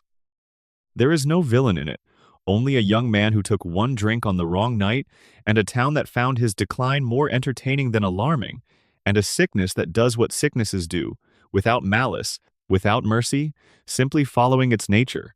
He is a reminder of how thin the line can be between the life we might have lived and the life we ended up in, how a single moment, a single vulnerability, a single missing hand reaching out to steady us can send a whole future spinning away. And he is a reminder, too, that the brilliance is not gone just because it is buried. That inside even the most wrecked and written off among us, there may still be a bright young person waiting, hoping for the chance to surface. If his story carries any quiet lesson into your drifting mind tonight, let it be a soft one, a kind one. Let it be the thought that the people we are quickest to laugh at, the people we have filed away as jokes and lost causes and furniture in the corners of our lives, are carrying whole, submerged histories of who they might have been. Let it be the thought that it is never quite as simple as it looks from the outside, that the man on the stool was once the boy with the bright future, and that the distance between them is not a measure of his weakness, but a measure of how much can be lost, and how easily, and how quietly, while a whole town looks on and laughs and orders another round. We will leave him there, in the dim and flickering light, the glass in his hand, the brilliance flickering somewhere far beneath the surface, the young man he used to be sleeping inside the old man he became. And as we step out of the tavern one last time, into the cool night air of Springfield, we feel ourselves drawing near to the end of our long, slow wandering through this town. We have visited the lonely and the lost, the abandoned and the forgotten, the children behind the closed doors and the man behind the endless counter and the soul at the bottom of the glass. And now, as sleep gathers close around you, it is time to climb up above it all, to rise gently over the rooftops, and to look down at last upon the whole strange town together, and to understand what it has been trying to tell us all along. Part 18. The Woman Who Held It All Together. Before we rise above the rooftops, let your mind rest for a while on a single house, the most familiar house in all of Springfield, the one with the family of 5 and the dog, and the warm yellow light in the windows. And within that house, let it rest on a single figure, the one who is so constant, so dependable, so endlessly there, that she has almost become invisible, the way the load-bearing wall of a house becomes invisible, even though the whole structure rests upon it. She is the mother. She is the wife. She is the woman with the tall blue hair and the patient voice and the gentle hum she makes, that soft murmur of disapproval and endurance and love all braided together, and she is, in many ways, the quiet beating heart of everything we have seen tonight. We have spent our evening among the lost and the lonely, and it would be easy to overlook her, because she is not lost. She is found. She is rooted. She is the one who stays, the one who holds, the one who makes the home a home. But spend a little time looking at her, really looking, and you begin to see that her steadiness is not the absence of struggle. It is the result of an enormous, daily, unthanked labor of holding, and that beneath the calm surface of the woman who keeps it all together there is a whole ocean of dreams set aside, of patience stretched to its limit, of a self quietly surrendered, day after day, for the sake of the people she loves. Because she was, once, a young woman with dreams of her own. She had a gift for art, a real one, a way of seeing beauty and rendering it, a creative fire that might have carried her into a life of galleries and recognition and self-expression. She had a sharp mind and a tender eye, and ambitions that belonged entirely to her. And then life arrived, as it does, in the form of love and marriage and children and the thousand small relentless needs of a household, and one by one, quietly, without complaint, she folded those dreams up and put them away in a drawer, and she devoted herself instead to the enormous task of holding a chaotic family together against the constant gentle pull of disaster. And what a task it is! Picture the weight she carries. A husband who loves her, truly and deeply, but who is also a source of endless trouble, who acts on impulse, who forgets and neglects and stumbles into one calamity after another, who must be forgiven again and again and again, children who need her ceaselessly, a son whose wildness must be managed, a daughter whose deep sadness must be tended, a baby who depends on her for everything, a household budget always stretched too thin, a town that offers her little support and less recognition. And through all of it, she holds, she forgives, she mends. She keeps the home warm and the family fed and the whole precarious structure from collapsing, and she does it with a patience that, when you really consider it, begins to look less like mere patience and more like a kind of heroism. There are moments, scattered through the years, when the cost of all that holding shows through. Moments when the strain becomes too much and her steady hands begin to tremble, when the endless forgiving wears thin, when she develops the small, nervous habits of a person carrying more than any one person should. There is a time when the pressure of it all settles into her body, into a shaking she cannot control, the body speaking the stress that the voice is too loyal to express. There are times when she retreats, just for a moment, into a small, private rebellion, a brief grasp at something for herself, before duty calls her back. And in those moments we see the truth that her calm conceals, that holding a family together is not effortless, that it costs her every single day a quiet portion of her own life. And yet, and here is the thing that lifts her story out of sorrow and into something closer to grace, she does not resent it. Or if she does, in the small hours, in the private places of her heart, she does not let it curdle her. She chooses again and again, freely, to keep loving these difficult people, to keep holding this difficult family, because she has decided that this is what love is, not a feeling that comes and goes, but a practice, a daily act of staying, of forgiving, of showing up. She loves her husband not in spite of his flaws, but with full, clear-eyed knowledge of them, which is the rarest and truest kind of love there is. She sees exactly who he is, all his weakness and foolishness and trouble, and she stays, and she holds, and she loves him anyway. That is not blindness. That is devotion of the deepest kind. There is a quiet question that hovers over her, the same question that hovers over so many who give themselves to others. What would she have been if she had not given so much away? What galleries might have held her work? What life of her own might she have built? What dreams might have come true if she had not folded them up and put them in the drawer? We cannot know. She does not let herself dwell on it, because to dwell on it would be to crack the foundation, and she is the foundation, and she knows it. So she keeps the question gently closed, the way you might keep a door closed against a draft, and she turns back to the work of loving her family, which is the work she chose, and which is, she has decided, enough. And maybe it is. Maybe there is a kind of meaning in what she does that is every bit as large as the meaning she set aside. Because look at what she holds up. Look at the warm house in the cold town, the one place in all of Springfield where, despite everything, love is reliably present. In a town full of the abandoned and the neglected and the unloved, she has built and maintained, through sheer unyielding effort, a home where the children are loved, and the husband is forgiven, and the door is always open and the light is always on. That is not nothing. That is, perhaps, the most important work being done anywhere in Springfield. The quiet daily work of making one small place in a cold world where love is constant and no one is turned away. Let your mind rest on her now, as you drift toward the deep part of sleep. The woman in the kitchen, humming her soft hum, holding it all together with hands that have given up so much and ask for so little in return. She is every mother who set aside her own dreams to raise her children. She is every partner who loved a difficult person faithfully through the years. She is every soul who chose, quietly and without applause, to be the one who stays, the one who holds, the one who keeps the light on for everyone else. She does not get the recognition she deserves. The load-bearing wall never does. But the house stands because of her, and everyone who shelters within it is warm because of her, and that warmth, in the cold town of Springfield, is something close to sacred. We will leave her there, in the warm yellow light of her kitchen, holding up a whole world with her patient hands. And now, at last, it is time. The hour is late, your breathing is slow and deep, sleep is gathering close around you like a soft tide rising. Let us rise now, gently, up over the rooftops of Springfield, up into the cool night air above the town, and let us look down upon it all together, every house and every street and every lonely lit window, and let us understand, finally, what this strange and sorrowful and secretly tender town has been whispering to us all along. Part 19. The machinery that fails them all.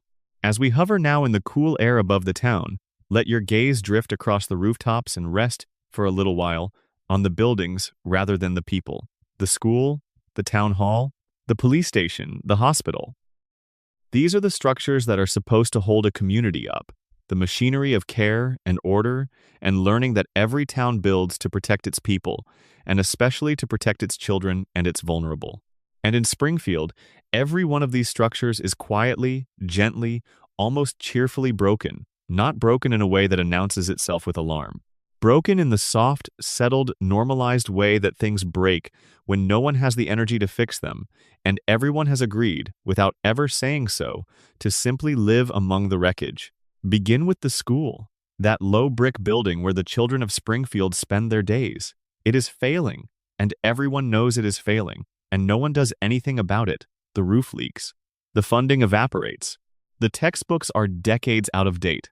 The cafeteria serves food that is barely food. The teachers, the ones who have not yet given up entirely, are exhausted and underpaid and outnumbered, doing their best in a building that the town has clearly decided is not worth saving. And presiding over it all is the principal we met before, the man with the secret, the imposter in the borrowed life, who carries the additional weight of trying to run an institution that the world around him has quietly abandoned. Picture the children inside it, the bright ones, the curious ones, the ones with real gifts, sitting in cold classrooms under flickering lights, their potential slowly draining away for lack of anyone with the resources or the will to nurture it. We met one of them earlier, the sad and gifted girl, the one who is too awake for the town she lives in. Imagine being a child like that, full of hunger to learn, full of questions and brilliance and need, trapped in a school that cannot feed any of it. Imagine the quiet daily grief of a young mind that wants to grow in a place that has no soil. The school is not actively cruel to its children. It simply has nothing to give them, and it has stopped pretending otherwise. And the children absorb that lesson, the lesson that the world does not consider them worth investing in, and they carry it with them into the rest of their lives. Now let your gaze drift to the town hall, where the mayor holds his comfortable office. He is a charming man, a smooth man, a man who has perfected the art of seeming to care while caring for nothing but himself. He is corrupt in the easy, unbothered way of a man who has never faced consequences, who siphons and schemes and makes his promises and breaks them, who treats the town as a resource to be exploited rather than a community to be served. And the town keeps him. Election after election, scandal after scandal, the town keeps him because he is familiar, because changing things would require effort, because the people of Springfield have made the same quiet bargain with their government that they have made with everything else, the bargain that says it is easier to tolerate a comfortable rot than to do the hard work of cutting it out. Drift now to the police station, where the man in charge of keeping the peace is a soft, well-meaning, deeply incompetent figure who would rather eat than investigate, who looks the other way as a matter of policy, who treats his badge less as a duty than as a convenience. Crime in Springfield goes unsolved not because it is clever, but because no one in authority can be bothered to solve it. The people who should be protected are not protected. The people who should be held to account are not held to account. The machinery of justice, like all the other machinery, turns slowly and pointlessly and helps almost no one. And yet there is something almost tender in this chief, in his obvious love for his strange, gentle son, in the way his failures come not from malice, but from a kind of soft human weakness that the town shares and forgives, because to condemn it would be to condemn themselves. And drift, finally, to the hospital, to the doctors who are supposed to heal. There is one who chuckles his way through every diagnosis, delivering devastating news with an inappropriate warmth, a man who seems to have insulated himself from the suffering around him with a permanent, gentle laugh. And there is another, a discount practitioner of dubious training, whose treatments are a danger in themselves, who represents what is available to those who cannot afford better, which, in Springfield, is nearly everyone. To be sick in this town is to be at the mercy of a healthcare system that is half indifference and half outright hazard, and the people endure it the way they endure everything, with a shrug and a joke and a quiet lowering of expectations. Do you see the pattern as you float above it all? Every institution that is supposed to catch the people when they fall has holes in it large enough to fall straight through. The school that should nurture the children starves them. The government that should serve the town robs it. The police who should protect the vulnerable ignore them. The doctors who should heal the sick endanger them. And the people, the ordinary suffering people we have spent all night getting to know, fall through every one of these holes, again and again, and land where they always land, alone, in the dark, carrying weights that the structures of their society were supposed to help them carry and simply do not. And here is the saddest part, the part that ties this section to everything we have learned tonight. The people of Springfield have stopped expecting anything else. They do not march on the town hall. They do not demand better schools. They do not replace the failing chief or fix the leaking roof or reform the dangerous hospital. They have absorbed into the very marrow of their being the great Springfield lesson, the one we have seen written across every story tonight. The lesson that it is safer not to hope, safer not to fight, safer to lower your eyes and lower your expectations and simply endure. The broken machinery is not a problem they are trying to solve. It is the weather. It is simply how things are. And a people who have decided that the brokenness of their world is simply how things are have made a kind of peace that is indistinguishable, from a certain angle, from despair. But let us not leave this thought on a note of despair, because that is not why we are here in the soft hours of the night. Let us notice instead the small human warmths that persist inside the broken machinery, the way wildflowers grow through cracks in concrete, the exhausted teacher who still, despite everything, lights up when a child understands something, the incompetent police chief whose love for his son is real and tender and complete, the chuckling doctor whose warmth, misplaced as it is, comes from a genuine desire not to add to anyone's fear. The institutions have failed, yes, but the people inside them have not entirely failed, and here and there, in small, unbankable moments, the human kindness that the structures could not provide finds its own quiet way through. That is the thing about a broken world. It is never only broken. The cracks let in the cold, but they also let in the light. And the people of Springfield, abandoned by every system meant to hold them, have learned to hold one another, imperfectly, incompletely, but really in the small ways that are left to them. The bartender keeps his door open. The mother keeps her light on. The teacher keeps trying. The lonely keep reaching for one another across the dark. The machinery fails them all, and they survive it, when they survive it, not because of the machinery, but in spite of it, through the stubborn persistence of the human warmth that no broken system can quite extinguish. Hold that thought now, the warmth in the cracks, as we drift down a little from our great height, because before we look at the town whole, there is one more kind of soul we have not yet visited, and it would not be right to leave without him. He is the one who, of all the people in Springfield, has built the highest and hardest wall of all, and behind it hides one of the softest and most wounded hearts in the entire town. Let us go and find him, in the cluttered little shop where he keeps his contempt, and then, at last, we will rise to see Springfield whole. Part 20. The Man Who Hides Behind Contempt. Let your mind drift now to a cluttered little shop tucked along one of Springfield's quieter streets, a shop full of comics and collectibles and the small treasured artifacts of other people's imaginations.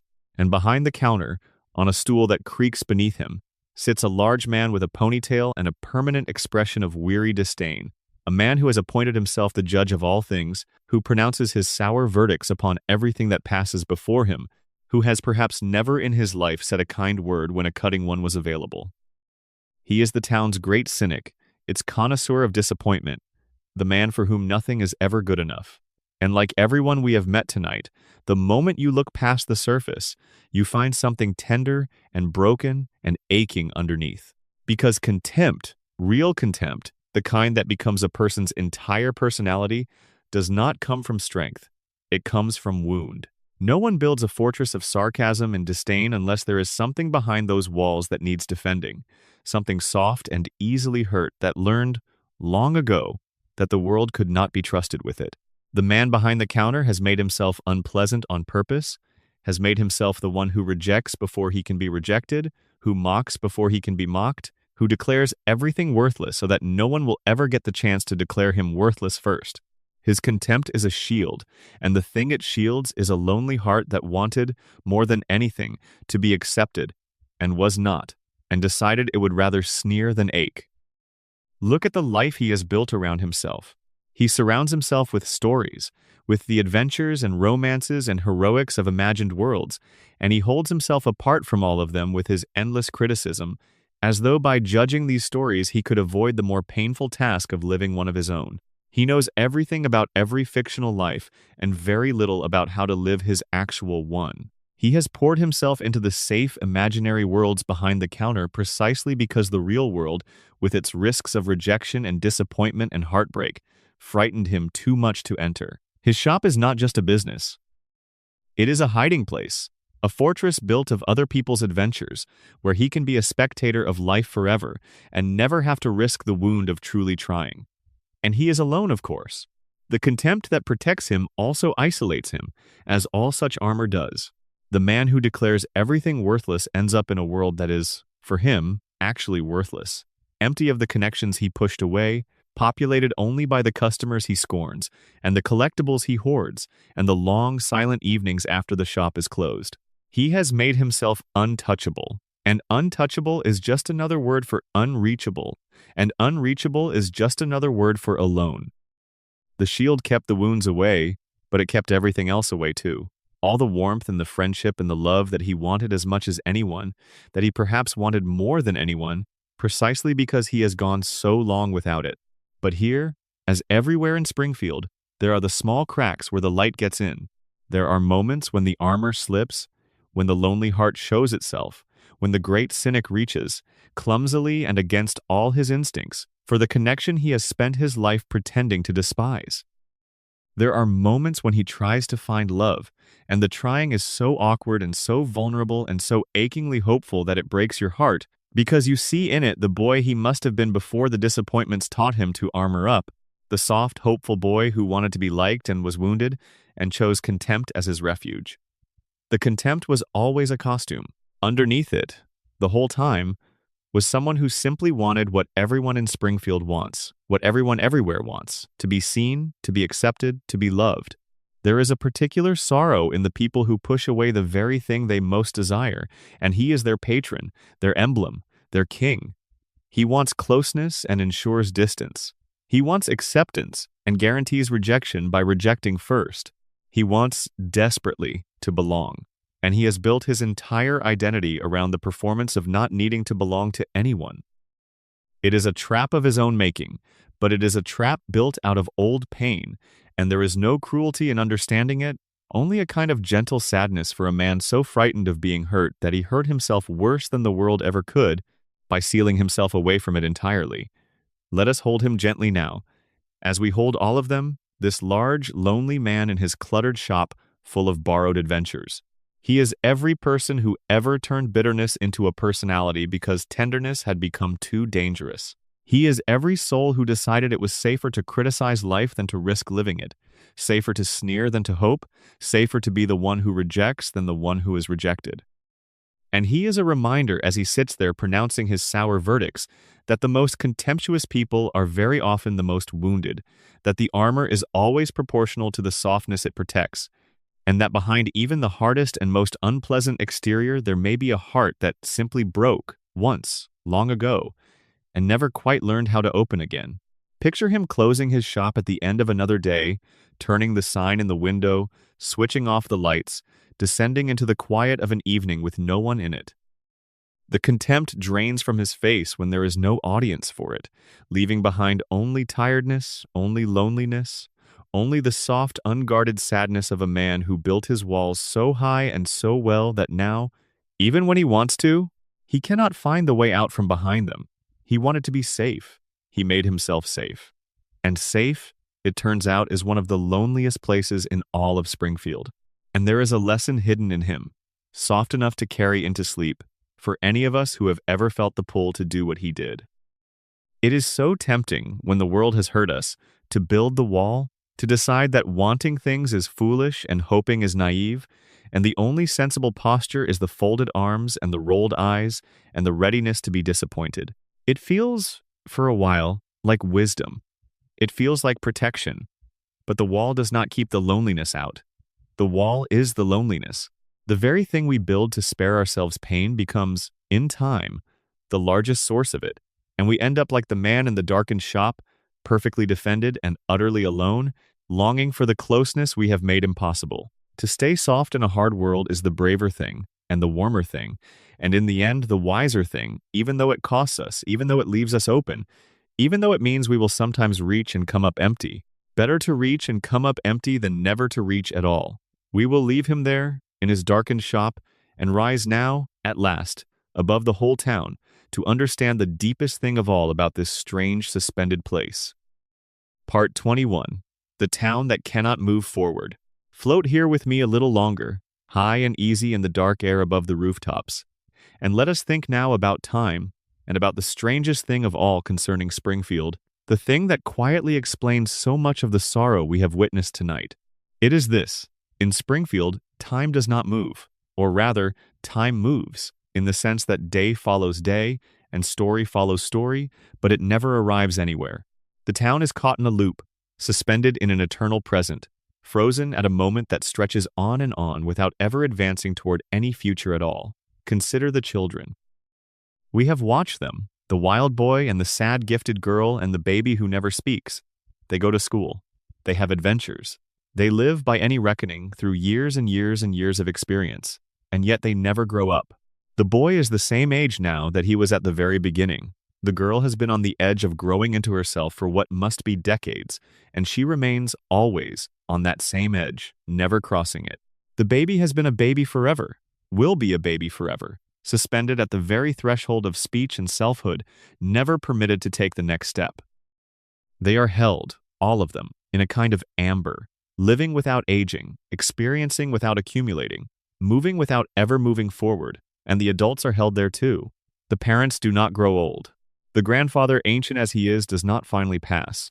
The town does not change, does not develop, does not learn from its mistakes or build toward anything better. Each crisis is resolved and then forgotten, leaving no trace, teaching no lesson, altering nothing. The same characters make the same mistakes and suffer the same sorrows, and reach for the same unreachable things, over and over, in an endless cycle that never breaks and never resolves and never ever ends. Springfield is a town running in place, sprinting with all its might and arriving nowhere, trapped in a single endless day that wears the costume of many days but is, underneath, always and forever the same. Now, why does this matter? Why does this strange feature of the town deserve a place in our quiet contemplation tonight? Because the loop, once you see it, explains the deepest sorrow of every soul we have met. Think back over our long evening.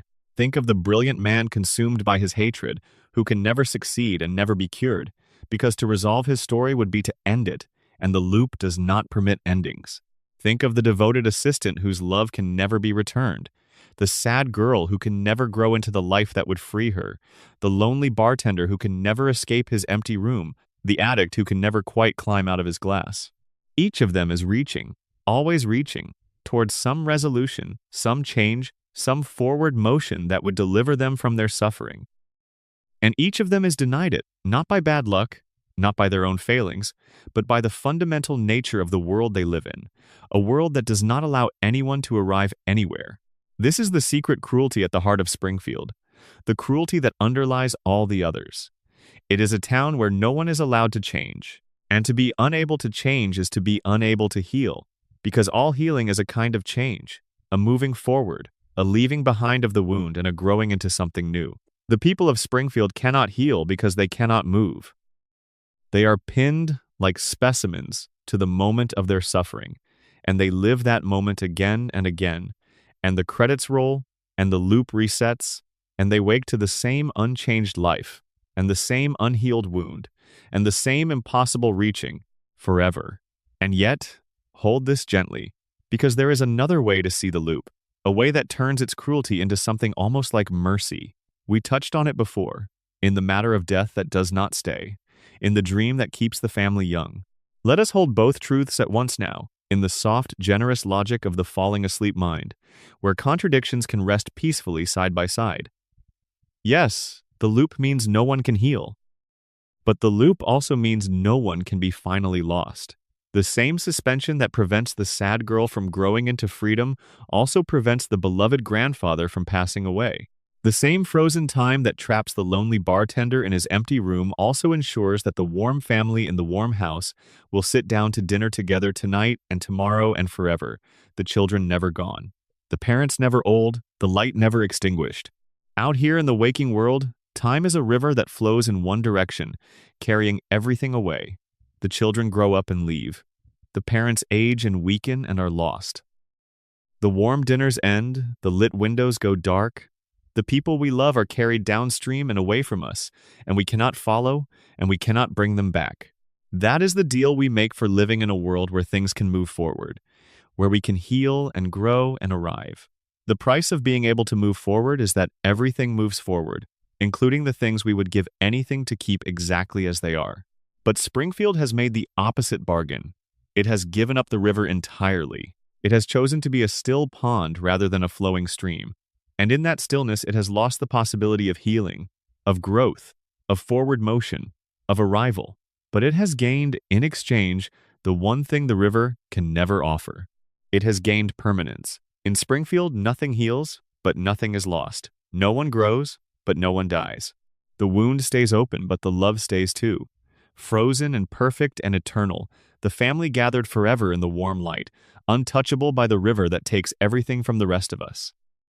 There is a strange tenderness in noticing that the town's greatest flaw and the town's greatest comfort are the very same thing, two faces of a single coin, and that you cannot have one without the other.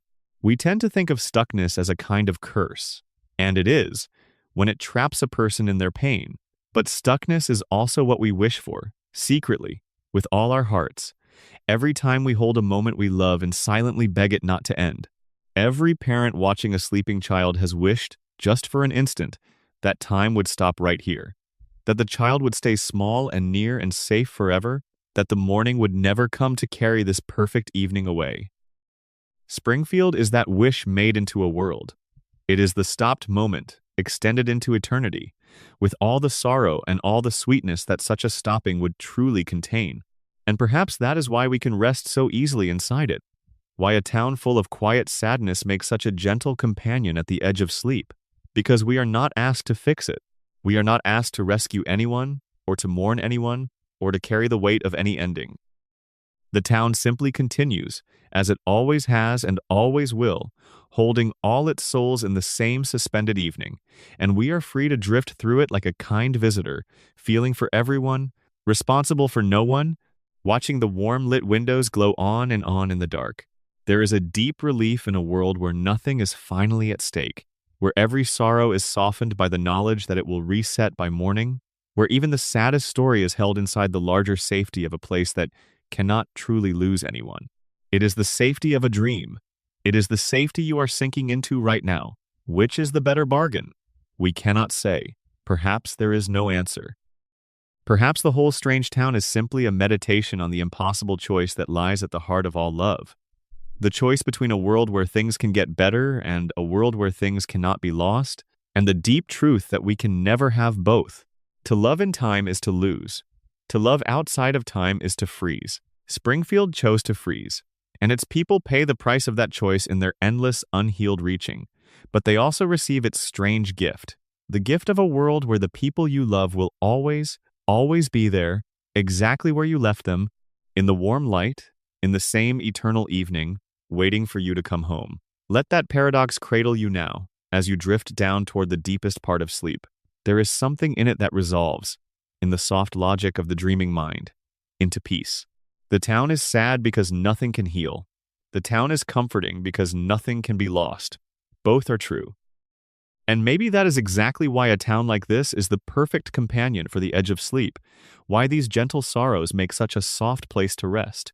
Because sleep, too, is a kind of loop, a nightly return to the same suspended country, a place outside the river where the day's losses are set down and the people we miss can visit us again, and time, for a few hours, agrees to stop. Springfield is a town that lives where you are about to go, and it has been keeping the light on for you all along. We are nearly there now, nearly at the end of our long, slow wandering. There is just one thing left to do. Let us drift down gently from our height above the rooftops, down through the cool night air, down toward the warm lit windows of the town, And let us gather everything we have seen tonight into one last soft understanding, and then let us, at last, let it all go and sleep. Part 22. Good night, Springfield. So let us come down now, slowly, from the high, cool air, drifting like a falling leaf, like a feather, like a single soft snowflake settling toward the rooftops of the sleeping town. The hour is very late. Your breathing has gone slow and deep and even. Your body is heavy and warm against the bed, sinking, settling, letting go. And below us, as we descend, Springfield spreads itself out one last time. All its streets and houses, all its lit and unlit windows, all the souls we have come to know across this long and gentle night. Let us look at them once more, softly, the way you look at something you are about to leave, and let us gather them all together, and hold them, and then release them into sleep.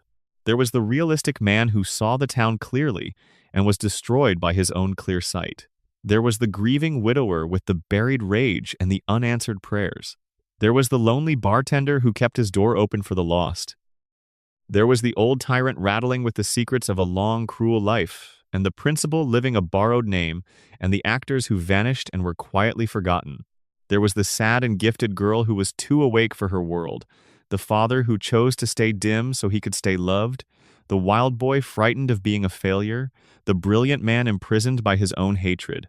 There was the abandoned grandfather, the devoted assistant, the hollow clown, the children behind the closed doors, the immigrant who never closed his shop, the small man whom death kept forgetting to keep, the drunk who was once brilliant, the woman who held it all together, and the broken machinery that failed every one of them. And there was the town itself, frozen in its endless loop, suffering because nothing could heal and comforted because nothing could be lost.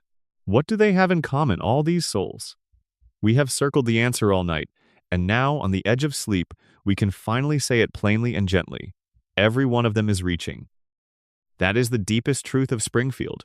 Underneath all the darkness and all the sorrow, every single soul in that town is reaching toward something, toward connection, toward love, toward understanding, toward a hand in the dark, toward a future that might be better than the present. The bartender reaches for company. The assistant reaches for love. The girl reaches for someone who understands. The bully reaches, in his rare soft moments, for the gentleness he never received. The grandfather reaches for his family. The clown reaches for his father's approval. They are all reaching, all the time, across the cold distances of their broken town, toward one another, toward warmth, toward home. And yes, in the logic of the loop, they rarely grasp what they reach for. The hand pulls away, the future never comes, the reaching goes unrewarded. But notice, as you drift, that they never stop reaching. That is the thing. That is the warm ember glowing at the center of all this gentle darkness. No matter how many times the town fails them, no matter how many times the loop resets and the wound reopens and the connection slips away, they reach again. The next day, the next story, the next chance, they reach again. The reaching is not defeated by its own failure. It renews itself endlessly, as naturally as breathing, because it is the most fundamental thing about them, more fundamental than their sorrow, more fundamental than their loneliness. They are creatures who reach for one another. They cannot stop, and they do not stop. And there is something in that ceaseless reaching that is not sad at all, but beautiful. The most beautiful thing in the whole town. Because that is what we all are, in the end. We are creatures who reach for one another, across whatever cold distances lie between us, again and again, no matter how often we come up empty.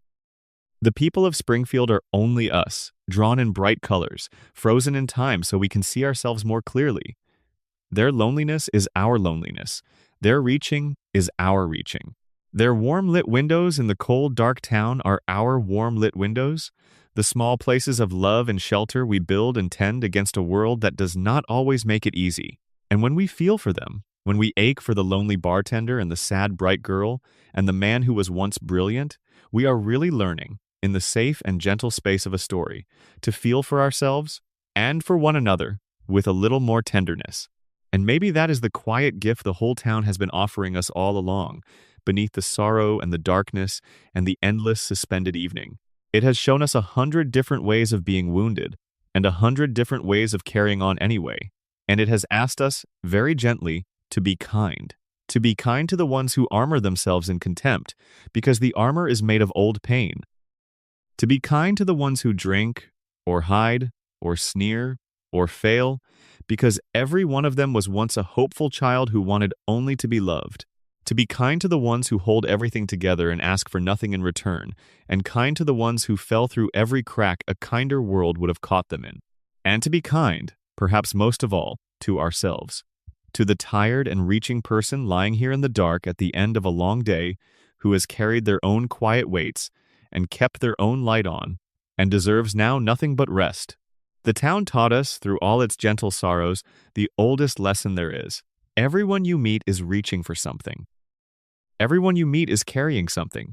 Be gentle, be gentle, be gentle. So let that gentleness settle over you now like a warm and weightless blanket, drawn up to your chin by unseen and loving hands. You have done enough today. You have carried enough. There is nothing left now but to rest, and to let the kind, soft dark gather you in, and to drift, slowly and safely, toward sleep. So here is the soft thought to carry down into sleep with you tonight. The town is full of sorrow, yes, but it is also full of love that refuses to give up. It is full of doors kept open, lights kept on, hands kept reaching. And the very fact that you have spent this long, quiet night feeling for these imagined souls, caring about their sorrows, wishing them well, is proof of the same tender thing alive in you. You reach too. You care too.